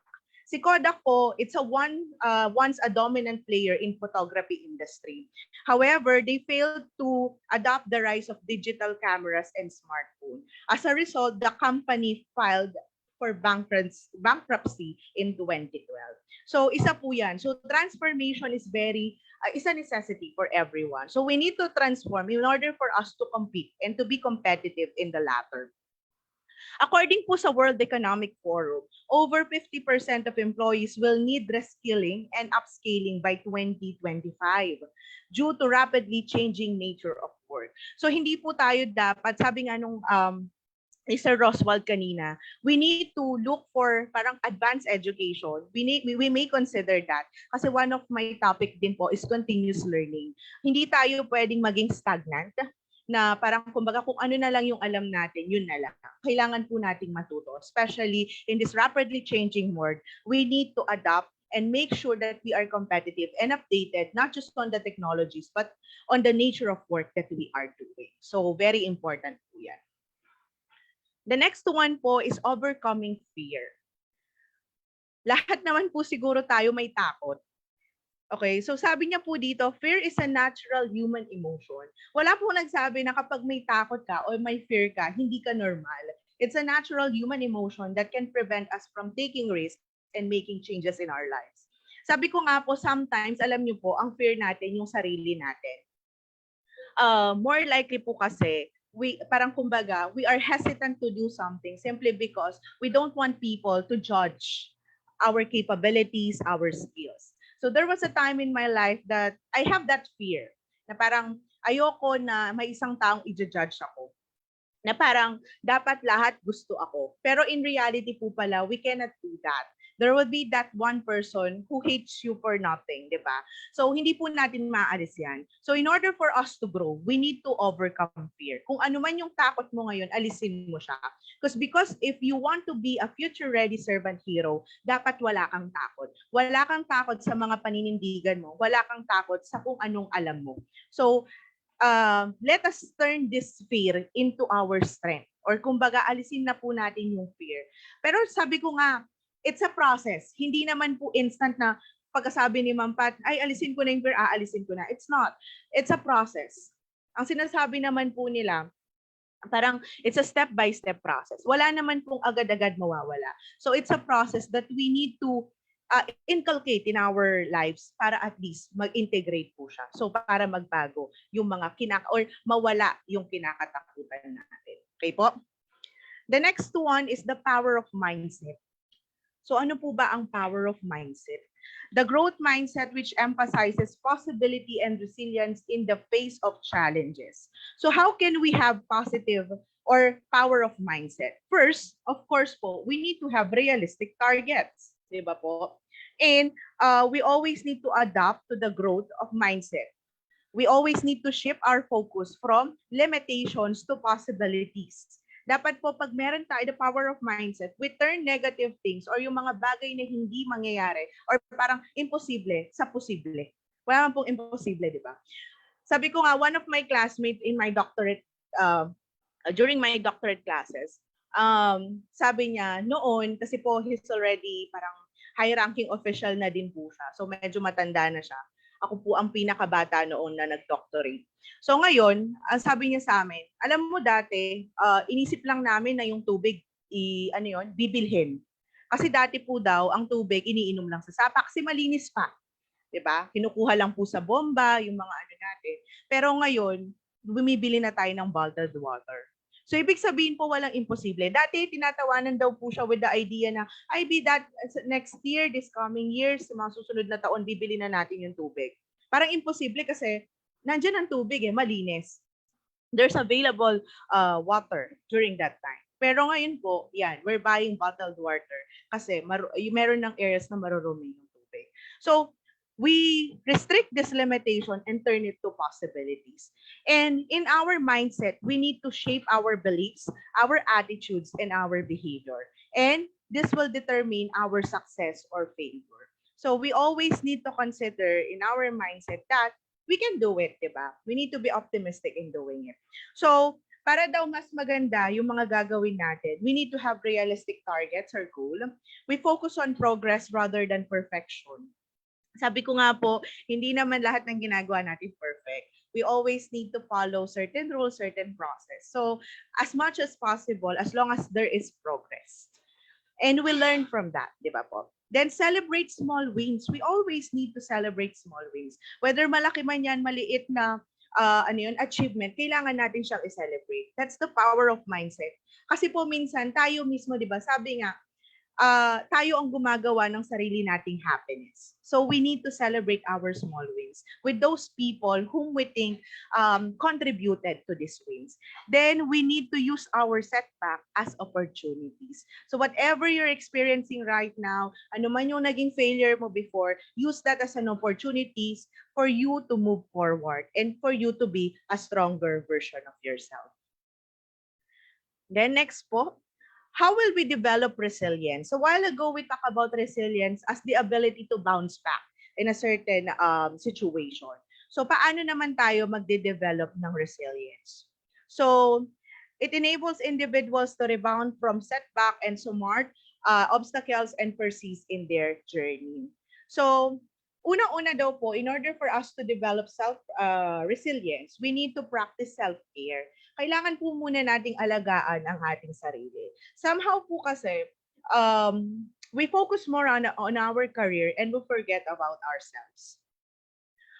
There was a Facebook post na nabasa ko po na merong nag-post, sabi niya, you dedicated your life in your organization. Tapos nung namatay ka, the next day, pinost nila na hiring yung position mo. So sana po wag nating itali. We perform in the we should perform in our organization, but we should never forget that we always need to make sure na meron pa rin po tayong self-care, na inaalagaan pa rin natin ng sarili natin.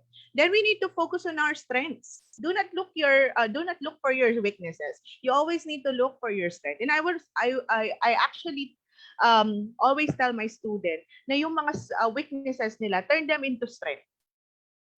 Use that as a room for improvement. I know nobody's perfect, but we will learn, di ba? Kung ano man yung weaknesses mo, turn that into your strength. And we need to stay positive. Pag positive outlook ka kasi, eventually, positive ang mangyayari po sa atin. So we need to remove negative thoughts, negative ideas, and negative emotions in life para po tayo mag-progress tayo. So, tingnan niyo po yung video, yung kaninang pinalabas kong video. Wala siya, kumbaga sa saktong-sakto lang po yung kinikita niya. Pero na masaya siya sa ginagawa niyang pagbibigay, pagtulong. Kaya kung mapapansin mo po, kahit hindi ganun siya kayaman, masaya siya sa ginagawa niya, meron siyang peace and he stay positive. Hindi niya alam yung simpleng ginagawa niya may turn into a big impact. At yun po yung nangyari. Okay po? And now let's move. In order for you to achieve resilience, of course, you need to embrace change. Kaya lang po, yung iba sabi nila, mahirap yakapin ang pagbabago. But you know what? If you embrace change, you will eventually develop new skills, learn from their mistakes, and adapt to new situation. Ibig sabihin po, if we try to embrace change, there would be something na magbabago sa atin. Sabi ko nga po kanina, change is inevitable. Hindi nating makokontrol ang change. And in this world po, rapid na ang pagbabago. Dati nga, sabi nila, ang kailangan lang kapag nag-apply ka sa trabaho, dapat may 1-year experience ka, bachelor's degree holder ka. Eh ngayon, pag nag-apply ka, ang preferred na nila, master's degree holder ka, may experience ka sa work, may training ka pa, may eligibility ka pa. So we need to embrace that change. Kaya po naunahan ako ni Sir Roswald na i-flag, i-promote ang aming college so you may enroll on our master's and doctorate program. Okay po. So that's one. You know what? Change is uncomfortable. It's scary. Nakakatakot po yung pagbabago. Pero in reality, if parang tatanggapin mo yung uncomfortable and yung nakakatakot na yon, we will be able to grow and progress in life. So, isa po yan sa mga dapat nating tandaan if we want or if we see ourselves as a future servant hero. Sabi nga po, kung gusto nating maging ganun, kailangan tanggapin natin yung pagbabago. A while back yung ating si ma'am na nag-opening remarks, sabi niya, futures thinking. Actually po, that is already the trend in our organization. Kasi po we're connected in the College of Public Administration and Governance. We're foresight. So timitingin na po kami ahead kung ano yung mga possible issues, ano yung mga possible na pwedeng mangyari. So futuristic na po tayo. So in this organization, since we're in the government, in this time, in this world po, we need to embrace change. So paano nga ba? Ma'am, paano yun? Kasi ang hirap kapag gradual change. Paano ba? Hindi naman po sinabing may change, kailangan biglaan.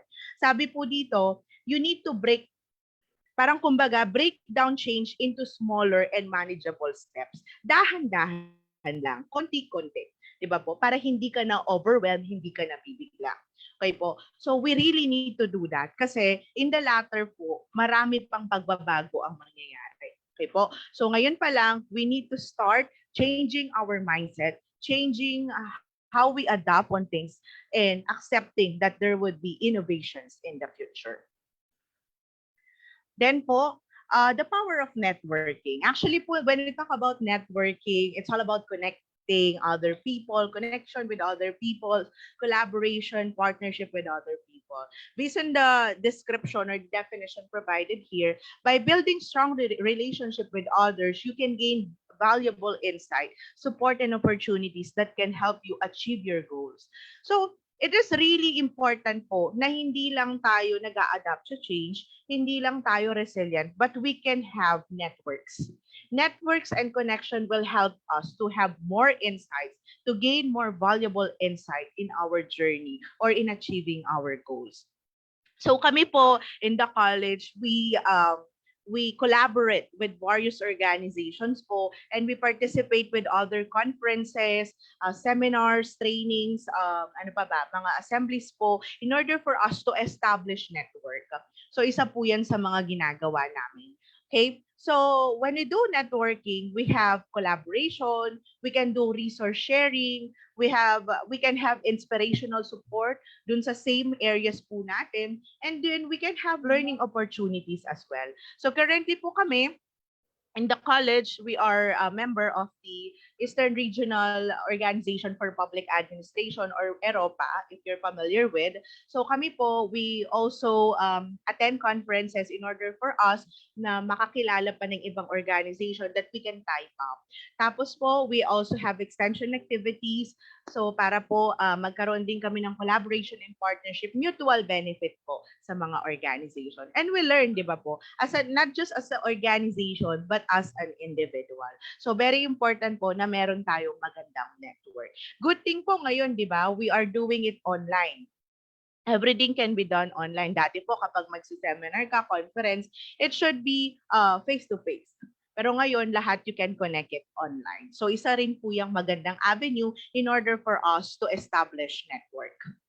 Then the next one po would be the importance of continuous learning. So, you know what? Continuous learning is very important po. At my age po, actually, ayan, hindi ko rin po in-expect na at my age before, I will be graduating with doctorate degree. Kasi po parang sabi nung boss ko, yung dating nag-talk din po sa inyo, sabi niya, habang bata ka, tapusin mo na. So, yan po. Yan ang naging tumatak sa utak ko, kaya natapos ko po siya agad. So, why do we need to engage in continuous learning? Simply because staying curious and open-minded can develop new perspective and insight that will help them become more effective leaders and problem solvers. So, it doesn't necessarily mean na heads na po tayo, ang tawag dito, permanent na tayo sa work, natapos na natin yung mga degrees na gusto natin, nakapag master's, doctorate na tayo, we will stop learning. Hindi po. We need to continue learning up to the end. Kasi po kailangan natin yan. Kasi we need to be on track. We need to be on trend. We need to be updated on the things that are happening. Hindi po pwedeng yung alam mo ngayon, yun na lang yung alam mo. So ako po, in the latter, I would be enrolling again for another master's degree, hoping na may mas matutunan pa po ako at may mas share pa po ako sa iba. So sa mga students ko in the future. So it's a lifelong learning, sabi nga po. So we can learn by attending into conferences, reading books, articles, actually very ano po ngayon yung mga taking online courses which are parang naging on trend during the pandemic. So during the pandemic po ginawa ko rin yan, yung mga online courses available. So para at least hindi ka parang nagiging stagnant na ito na lang yung alam mo. So we need to have continuous learning. And continuous learning may help the organization, not just you as an individual, in providing more innovative solution to certain problems, in planning for your future plans po natin. So very important po ang ating continuous learning. And now, syempre, if we want to learn, if we want to be a future servant heroes, we need to have someone na support natin. So we need to have these mentors. So ano ba ang trabaho ng isang mentor? So I guess everyone's already familiar of what a mentor is and ano ang binibigay niya sa kanyang mentee. So tandaan nyo lang po yung word na gas. Alam ko po mahal ang gas ngayon, pero tatandaan nyo lang po siya. Kahit mahal ang gas, tandaan nyo po, if you have mentor, you have someone to guide you. So they provide you guidance in everything that you do. Siyempre, when you look for a mentor, dapat you look for someone who has the same interest with you. Di ba po? Who has the same passion with you. So para at least mag-click kayo, sabi nga. Then we need the mentor provide advice. So ina-advise ka niya if ano ba yung magandang desisyon, ano ba yung makakasama sa'yo, ano ba yung makakabuti sa'yo. So they provide advice. And the last one, they provide support. So tandaan po natin, pag naghanap tayo ng mentor, someone who has gas. Hindi po unleaded or premium or diesel yan. Someone who has gas wherein he can provide us guidance, advice, and support. So yung mentor po kasi, actually finding the right mentor is difficult or challenging nowadays. So when we look for a mentor, sabi ko nga po, dapat nagkiklik kayo. Dapat you have the same passion, you have the same expertise para mas magkaintindihan kayo. Sabi nga po, you need it's important that when you look for someone who's if you look for a mentor, you share the same values and goals. So ganyan po ang mga very important key points when we look for a mentor. And kapag nag-click kayo ng mentor mo, you will establish good communication that may key in a good mentorship experience. So ako po currently, I have a lot of mentors, my bosses, some of my colleagues na nasa peak na ng kanilang my previous classmates who are already heads, they are also my mentors. So I share, I discuss to them certain topics and we comment on that para mas makatulong po. Parang it would also improve you as an individual. It will enhance your skill. It will enhance or make your parang magpo-provide siya ng deeper analysis. Ikaw magkakaroon ka ng mas deeper analysis sa lahat or sa mga bagay-bagay. So yan po. Then, this one. So, the power of self-reflection. So, self-reflection po is a potent tool that can aid individuals in becoming self-aware and progressing towards becoming future-ready servant hero. So, very important po that we have self-reflection. Sabi nga po, tignan mo yung sarili mo sa isang salamin. You reflect from yourself. You need to be aware of your strengths and weaknesses. If you are aware of your strengths and weaknesses, you can figure out what you are good at. Kumbaga ano yung magaling ka, having conversation with yourself as well. Your mind is parang kumbaga you were able to learn from yourself. So minsan po kasi kailangan natin ng me time. Time in order for us to parang kumbaga reflect, ano ba yung mga bagay na kaya ko, ano ba yung mga bagay na kailangan ko pang i-improve. So we need to provide ourselves with self-reflection or a time to be aware, a time to reflect. Okay po? So very important po yan. Okay? In order for us to be a future servant hero. So what's the importance of emotional intelligence? So when we talk about emotional intelligence po, this is the ability to understand and manage your own emotion as well as the emotions of others. So sabi nga kanina, we need to have empathy, di ba po? So we need to understand one's emotion and our own own emotion. Minsan po kasi we focus more on our emotion and nasa-sacrifice po natin yung emotion ng iba. So very important po na dapat tayo, aware din tayo dun sa emotion ng iba.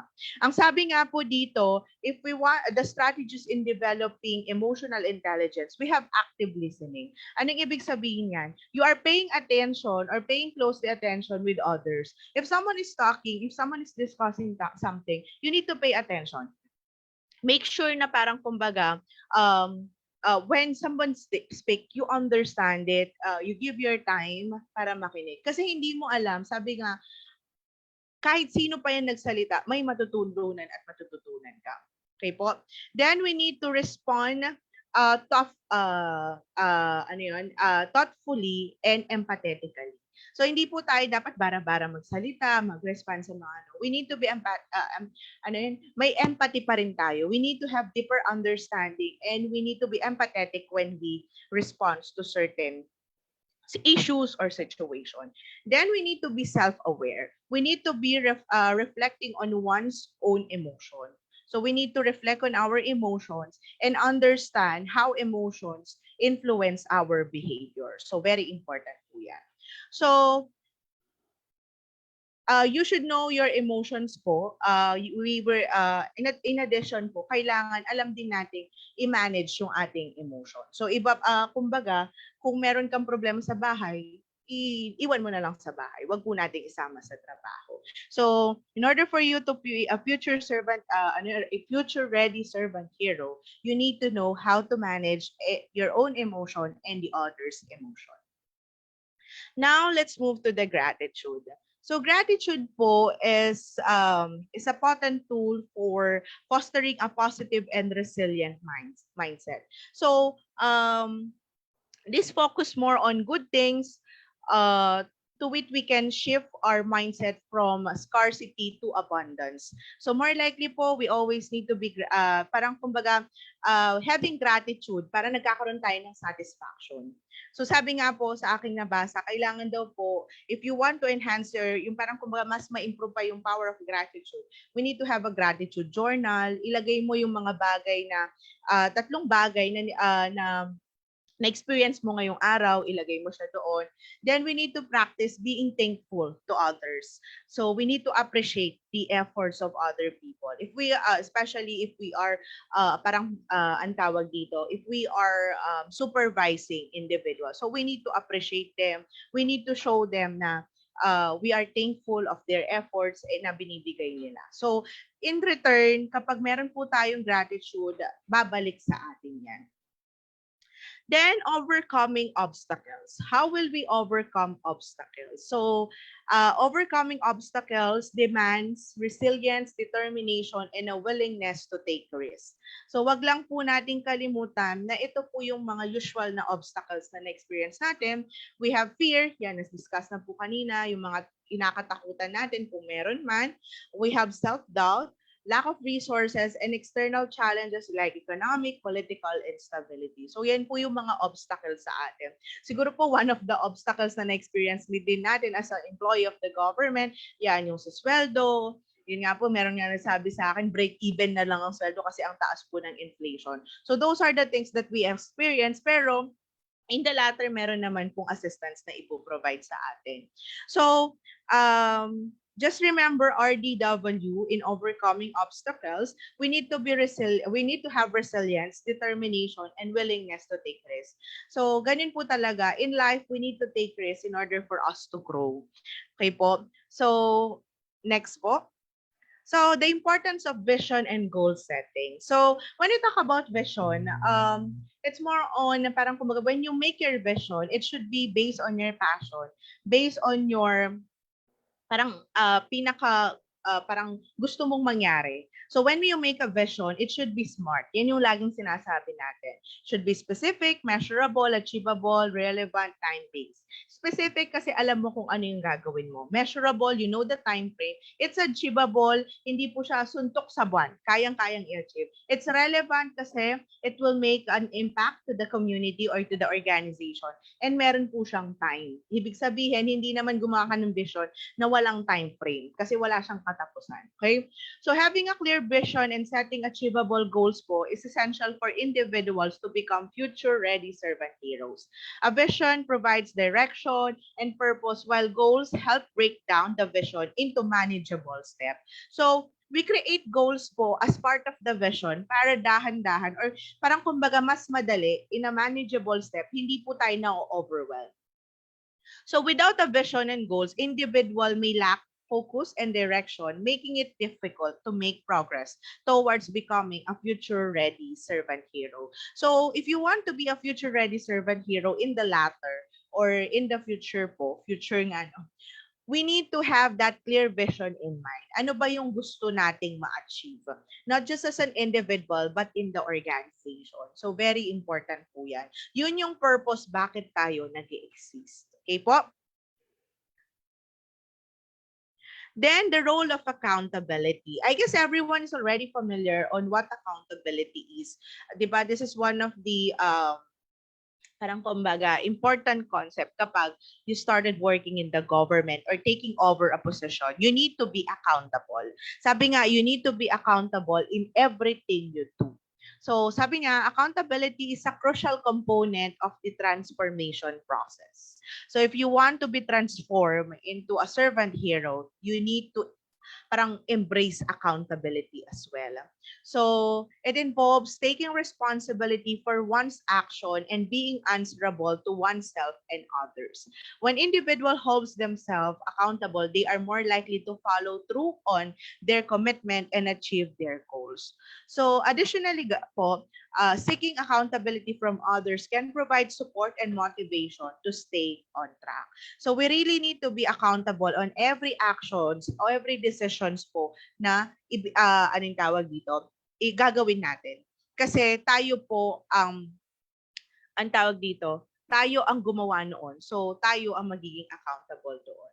So usually po tayo, when we make policies, especially yung mga policies natin, programs and projects, so anything na mangyari dyan, whether it's a failure or it would provide success or it's a successful project or program, we are accountable for that. Siguro po ito rin yung dapat nating strengthen, the accountability of every individual. You are not just accountable in the organization, you are accountable to yourself and to your family. So accountability po enhances the likelihood of success in the transformation process. So if you accepted accountability, eventually po, you can be, you are already passing through that idea na maging future-ready servant hero. Then, next one po, ito po, accountability involves taking responsibility for action, answerability to oneself and others. So, the power of positive thinking. Actually po, na-discuss na a while ago. So, changing thoughts patterns can alter feelings and response to situation, enhancing one ability to overcome challenges and achieve goals. So positive thinking po helps in overcoming obstacles, developing resilience, cultivating a growth mindset. Parang very simple lang po. If we are optimistic in life, if we are optimistic in the organization, we can overcome all the obstacles. We can be resilient in work and we can have a positive mindset in life. So very important po that we have positive thinking. Alisin na daw po natin yung mga negative thoughts. And if we have positive thinking, we can actually practice gratitude, di ba po? We can also refrain from thinking negative thoughts. So, we need to have positive thinking to bring positive output in the organization.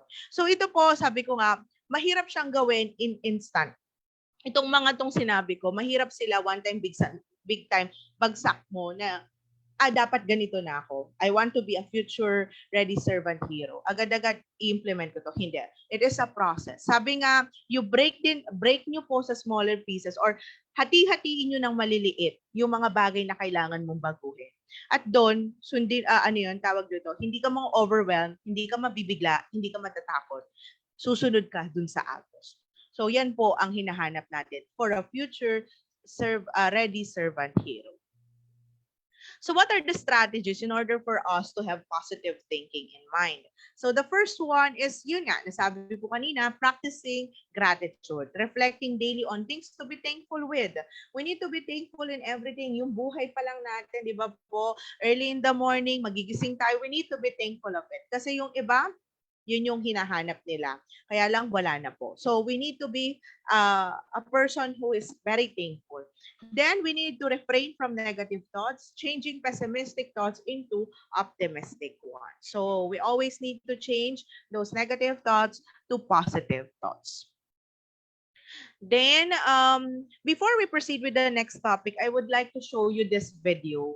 This is about the power of giving back. So, tignan po natin yung video. Then, afterwards, you can chat your reaction on the video. Thank you so much po.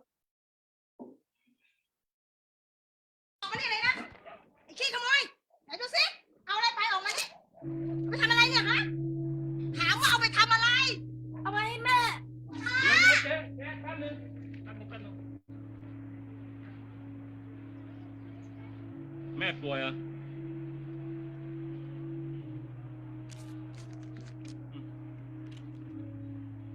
Giờทำอย่างนี้อีกนะ Muối, cao lẩu.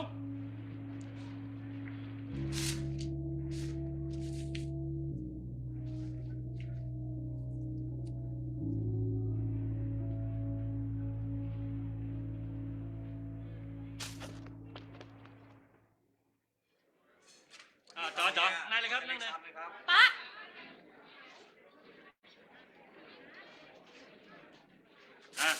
จัดไปอ้าวสั่งมาเร็วต่ออะไร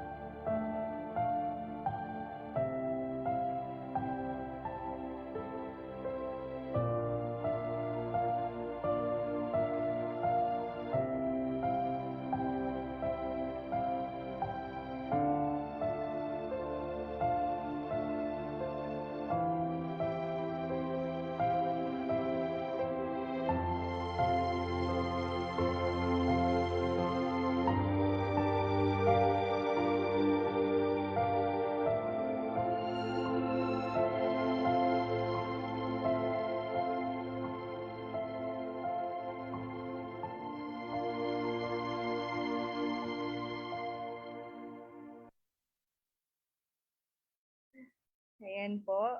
Thank you so much for watching. Any reaction po on our video? Meron pala tayo dito. We have some comments. Simple act means a lot. Act of random kindness. Definitely agree on empathy and have deeper understanding towards other people. Agree on accountability. We are firmly accountable ourselves, family, and the people around us, the people that we serve. Nakakaiyak po. Nakakaiyak po ba ang video? Actually po, nakakaiyak talaga yung video. We have also here from, hindi ko po mabasa yung pangalan, in everything you give, don't expect in return, but God, Allah will reward you more than anything you've shared. It's better to be kind. Yes po. Give without expecting in return.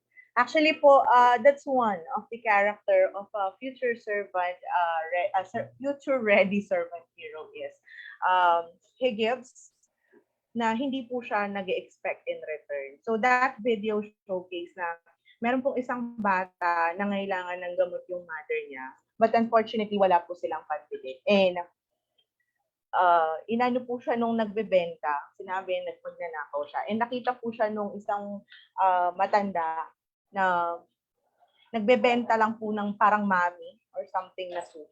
Tapos tinulungan siya. Tapos yun pala, that simple act of kindness na ginawa po nung ating nung matanda, binalik yun nung nagkaroon siya ng sakit. Naging doktor pala yung bata. So hindi po natin alam on what time or kailan babalik sa atin yung mga ginagawa nating maganda. The good thing is we do something na mabuti. Sabi nga, in everything that we do, we need to put kindness. Diba? So sabi nga niya po dito, the power of giving back.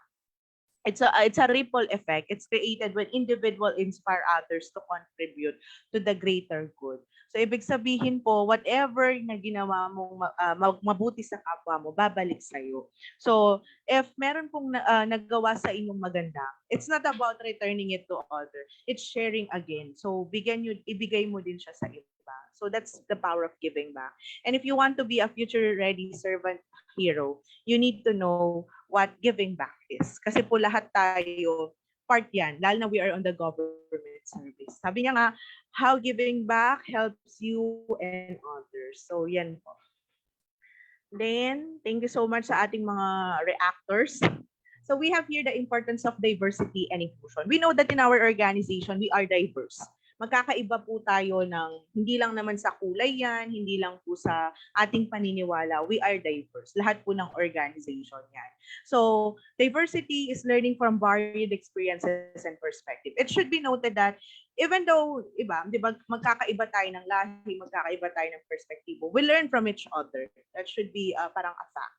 Diba? So sabi niya po, the workplace is inclusive and kumbaga, everyone has the opportunity. Whatever your race is, whatever your sex or gender is, kailangan ini-include natin. That is part of inclusion. So when we talk about inclusion, value every individual voice, create a sense of belonging and in the community. So we need to make sure na wala pong, kumbaga, especially in our organization, if we are working in our organization, we make sure na walang nalileft behind.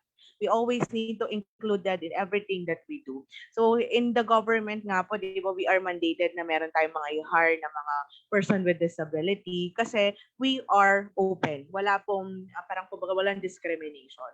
So that's part. So we need to embrace diversity, personally seeking new experiences, connecting with people from different backgrounds. So sabi ko nga po, we need to connect with them kasi may matututunan at matututunan tayo sa kanila. Then for another, creating inclusive workplace, establishing policies and practices, supporting diversity and inclusion. Actually, our government offices or even our national government, nag-cascade down na po sila ng policy to make sure na lahat ng individual ay, ang tawag dito, may chance, may equal opportunity in the workplace. Actively seeking diverse candidate for open positions.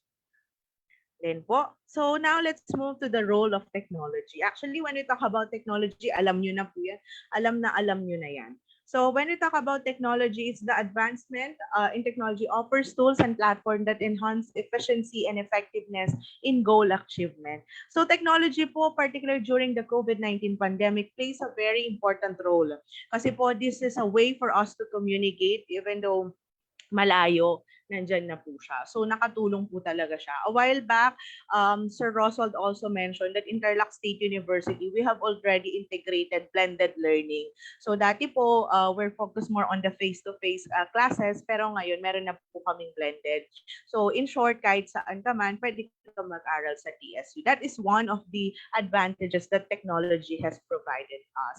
So technology aids in task and project management, collaboration, and remote work.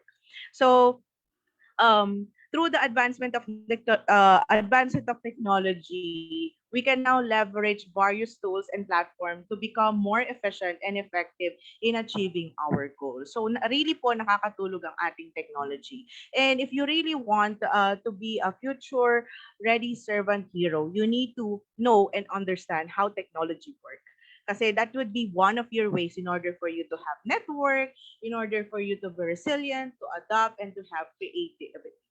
Then the next one po is the power of collaboration. Working together enables individuals to leverage unique strengths and perspective, leading to outcomes greater than what can be achieved individually. So we collaborate because of mutual benefits. We collaborate, we work together to attain our goals. No po? Unique strength. In addition, we collaborate since we want to have or to attain new strengths and perspective. So it brings us positive impact on the community. So here at Tarlac State University po, we are open for collaboration naman po. We can assist you and you can assist us in providing or sharing knowledge. So effective collaboration involves clear communication, mutual respect, and willingness to compromise. Now, let's move po. The importance of flexibility. So flexibility is being open to new ideas, adapting plans, and responding thoughtfully to changing circumstances. So as a future ready servant hero po, we need to be flexible in everything that we do. We need to be flexible in entertaining new ideas and plans in our organization. We need to be flexible on the changes or the possible changes that may happen in the organization. In short, from the word itself, adaptability. We need to adapt. So here are my key takeaways for this talk po. So first, to thrive in a changing world, you need to develop adaptability, resilience, and growth mindset. Second, you need to embrace transformation, overcome fear, prioritize self-care, and foster strong networks. Third, you need to seek mentorship, practice self-reflection, and nurture emotional intelligence. And lastly, embrace positivity, overcome obstacles, and collaborate for innovative growth. Lahat po tayo may kakayahan na maging isang future-ready servant leaders. Ang minsan hadlang lang po sa atin is we don't want to embrace it. So ngayon po, I challenge everyone to embrace it and let us be that future servant leader or servant hero na gusto or parang kumbaga, dapat maging modelo tayo na tayo yung parang kumbaga tayo ang magiging modelo sa ating mga susunod na henerasyon. Again po, maraming salamat sa inyong pakikinig and I hope everybody was touched with the video and at the same time with the discussion po. Thank you so much po. If you have any question, you may just email me po or the email address already flashed on the screen. Thank you so much po. Oh, okay. Ayan. Thank you so much po, Ma'am Pat, for that presentation. So, as we transform into future-ready servant heroes, we should improve or develop selfless service to others without expecting anything in return. So, muli po, thank you so much again, Ma'am Pat, for sharing your time and expertise in this webinar. And surely, we can apply yung mga natutunan natin sa ating pang-araw-araw po na trabaho. So ayan, thank you so much po again, Dr. Patricia Ann D. Estrada. So, before we proceed to the Q&A, gusto niyo pa bang manalo ng GCash? So, kung gusto niyo pa pong manalo, paki-type naman po ang G.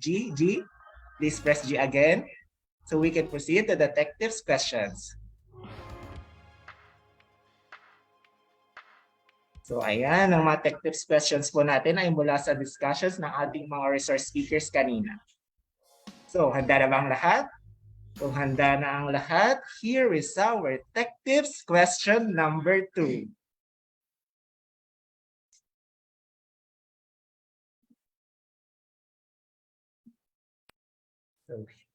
So here's our tech tips question number 2 po. Wait lang po.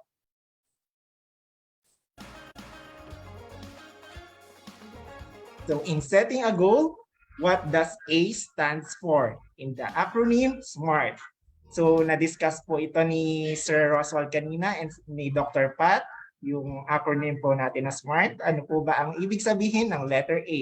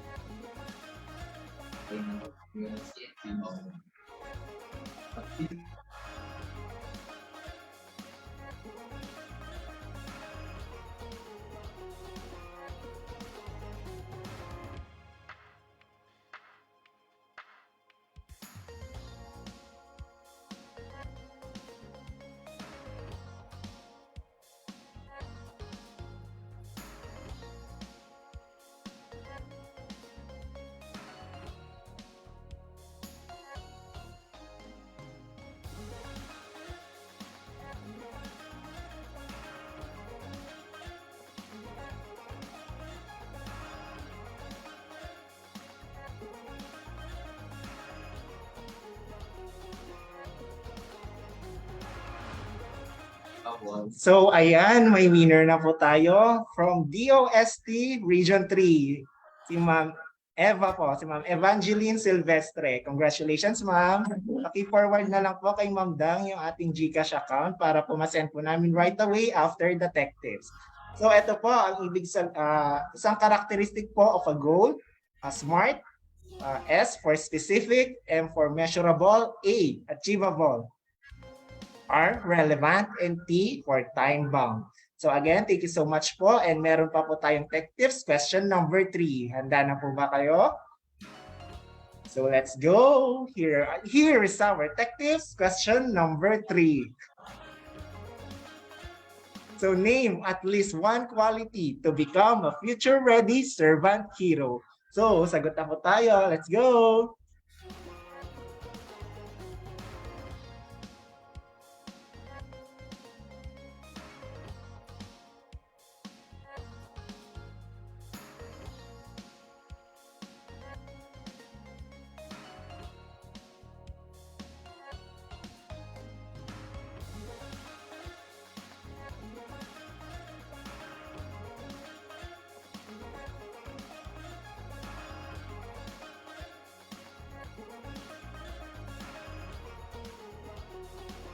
So ayan, may winner na din po tayo sa ating tech test question number 3.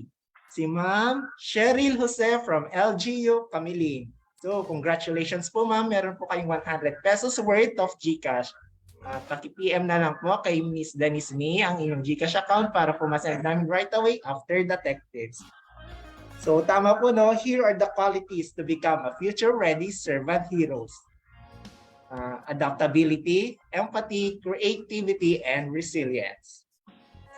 So, okay na po ba tayong lahat? So now, let's move on to our Q&A part. So sa atin po mga questions, pwede nyo pong i-type sa ating chat box or gamitin po natin ang raise hand button dito sa Zoom. So anyone po from our participants?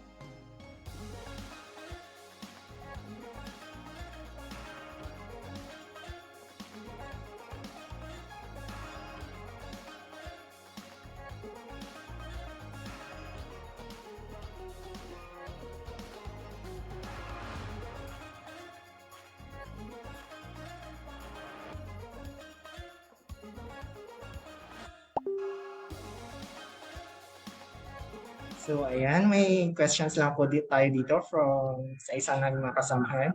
So, as a public servant po, how do we handle yung mga negative comments po sa ating mga sineservisyo? Ayan po, parang nasagot din ni Sir Roshan. Ako po kasi honestly, when I receive negative comments, I always look at it as a room for improvement. Kumbaga, we turn this negative comment in a positive way. Parang it's a challenge for us to improve our current kung ano yung ginagawa naming process. Kasi po, if you would really doubt yourself dun sa mga negative comment, madi-discourage ka, mawawalan ka ng gana sa pag-serve. So you really need to look at it on a, sabi ko nga, on a positive way. You need to have a optimistic mindset para ma-handle mo sila. So we always need to look at it as a room for improvement and room for us to parang to be a better version of ourselves. So yun po. I don't know if Sir Ross will have other answer.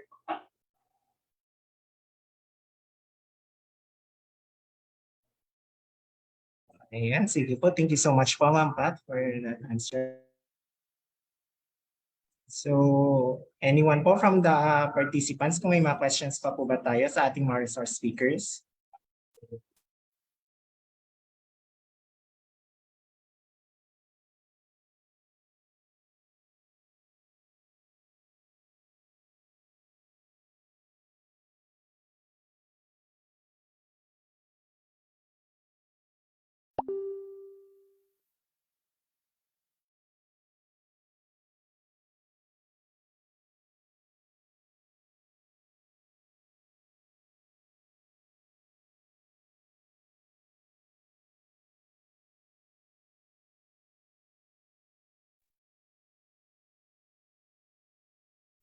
Okay. So ayan, mukhang wala pong tanong ang ating mga participants dito sa Zoom.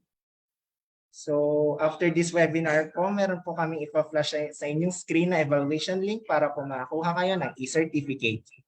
So for now, we will proceed to the awarding of certificates to our resource speakers. Let me read the citation. Wait lang. The certificate of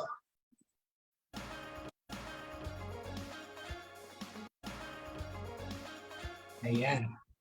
Republic of the Philippines, Department of Science and Technology, Regional Office 3, awards this certificate of appreciation to Dr. Patricia Ann D. Estrada in grateful recognition and commendation for sharing her valuable time, knowledge, and expertise as resource speaker during the conduct of TechTips 008 High Performing and Future Ready Servant Heroes, held on September 29, 2023 via Zoom video conference, given this 29th day of September 2023.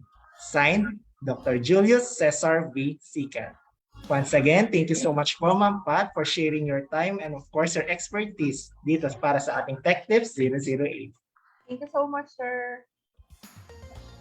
So the same certificate is awarded to Dr. Roswell G. Fermin in grateful recognition and commendation for sharing his valuable time, knowledge, and expertise as resource speaker during the conduct of TechTips 008 High Performing and Future Ready Servant Heroes, held on September 29, 2023 via Zoom video conference, given this 29th day of September 2023. Signed, Dr. Julius Cesar V. Sicat. Once again, thank you so much po, Dr. Roswell G. Fermin. Thank you, sir. Thank you po. Thank you po sa lahat. So ayan, once again, maraming salamat po sa Tarlac State University College of Public Administration and Governance for giving us the opportunity na matuto at mas maging magiting pa ng mga public servant. So, to formally end the activity, let's hear a message from one of the servant heroes here in DOST Tarlac, Engineer Revenson J. Karatikip. Hello, sir.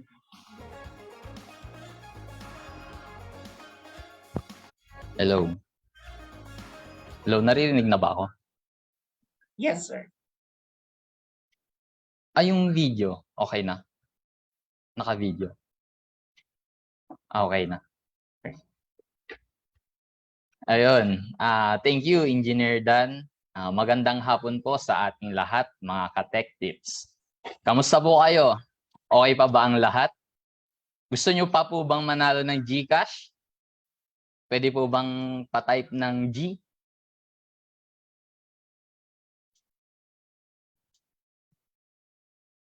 Oh, madami pa pala. Sige po, abangan po natin ang next tech tips. Dadamihan po namin ng GCash prize.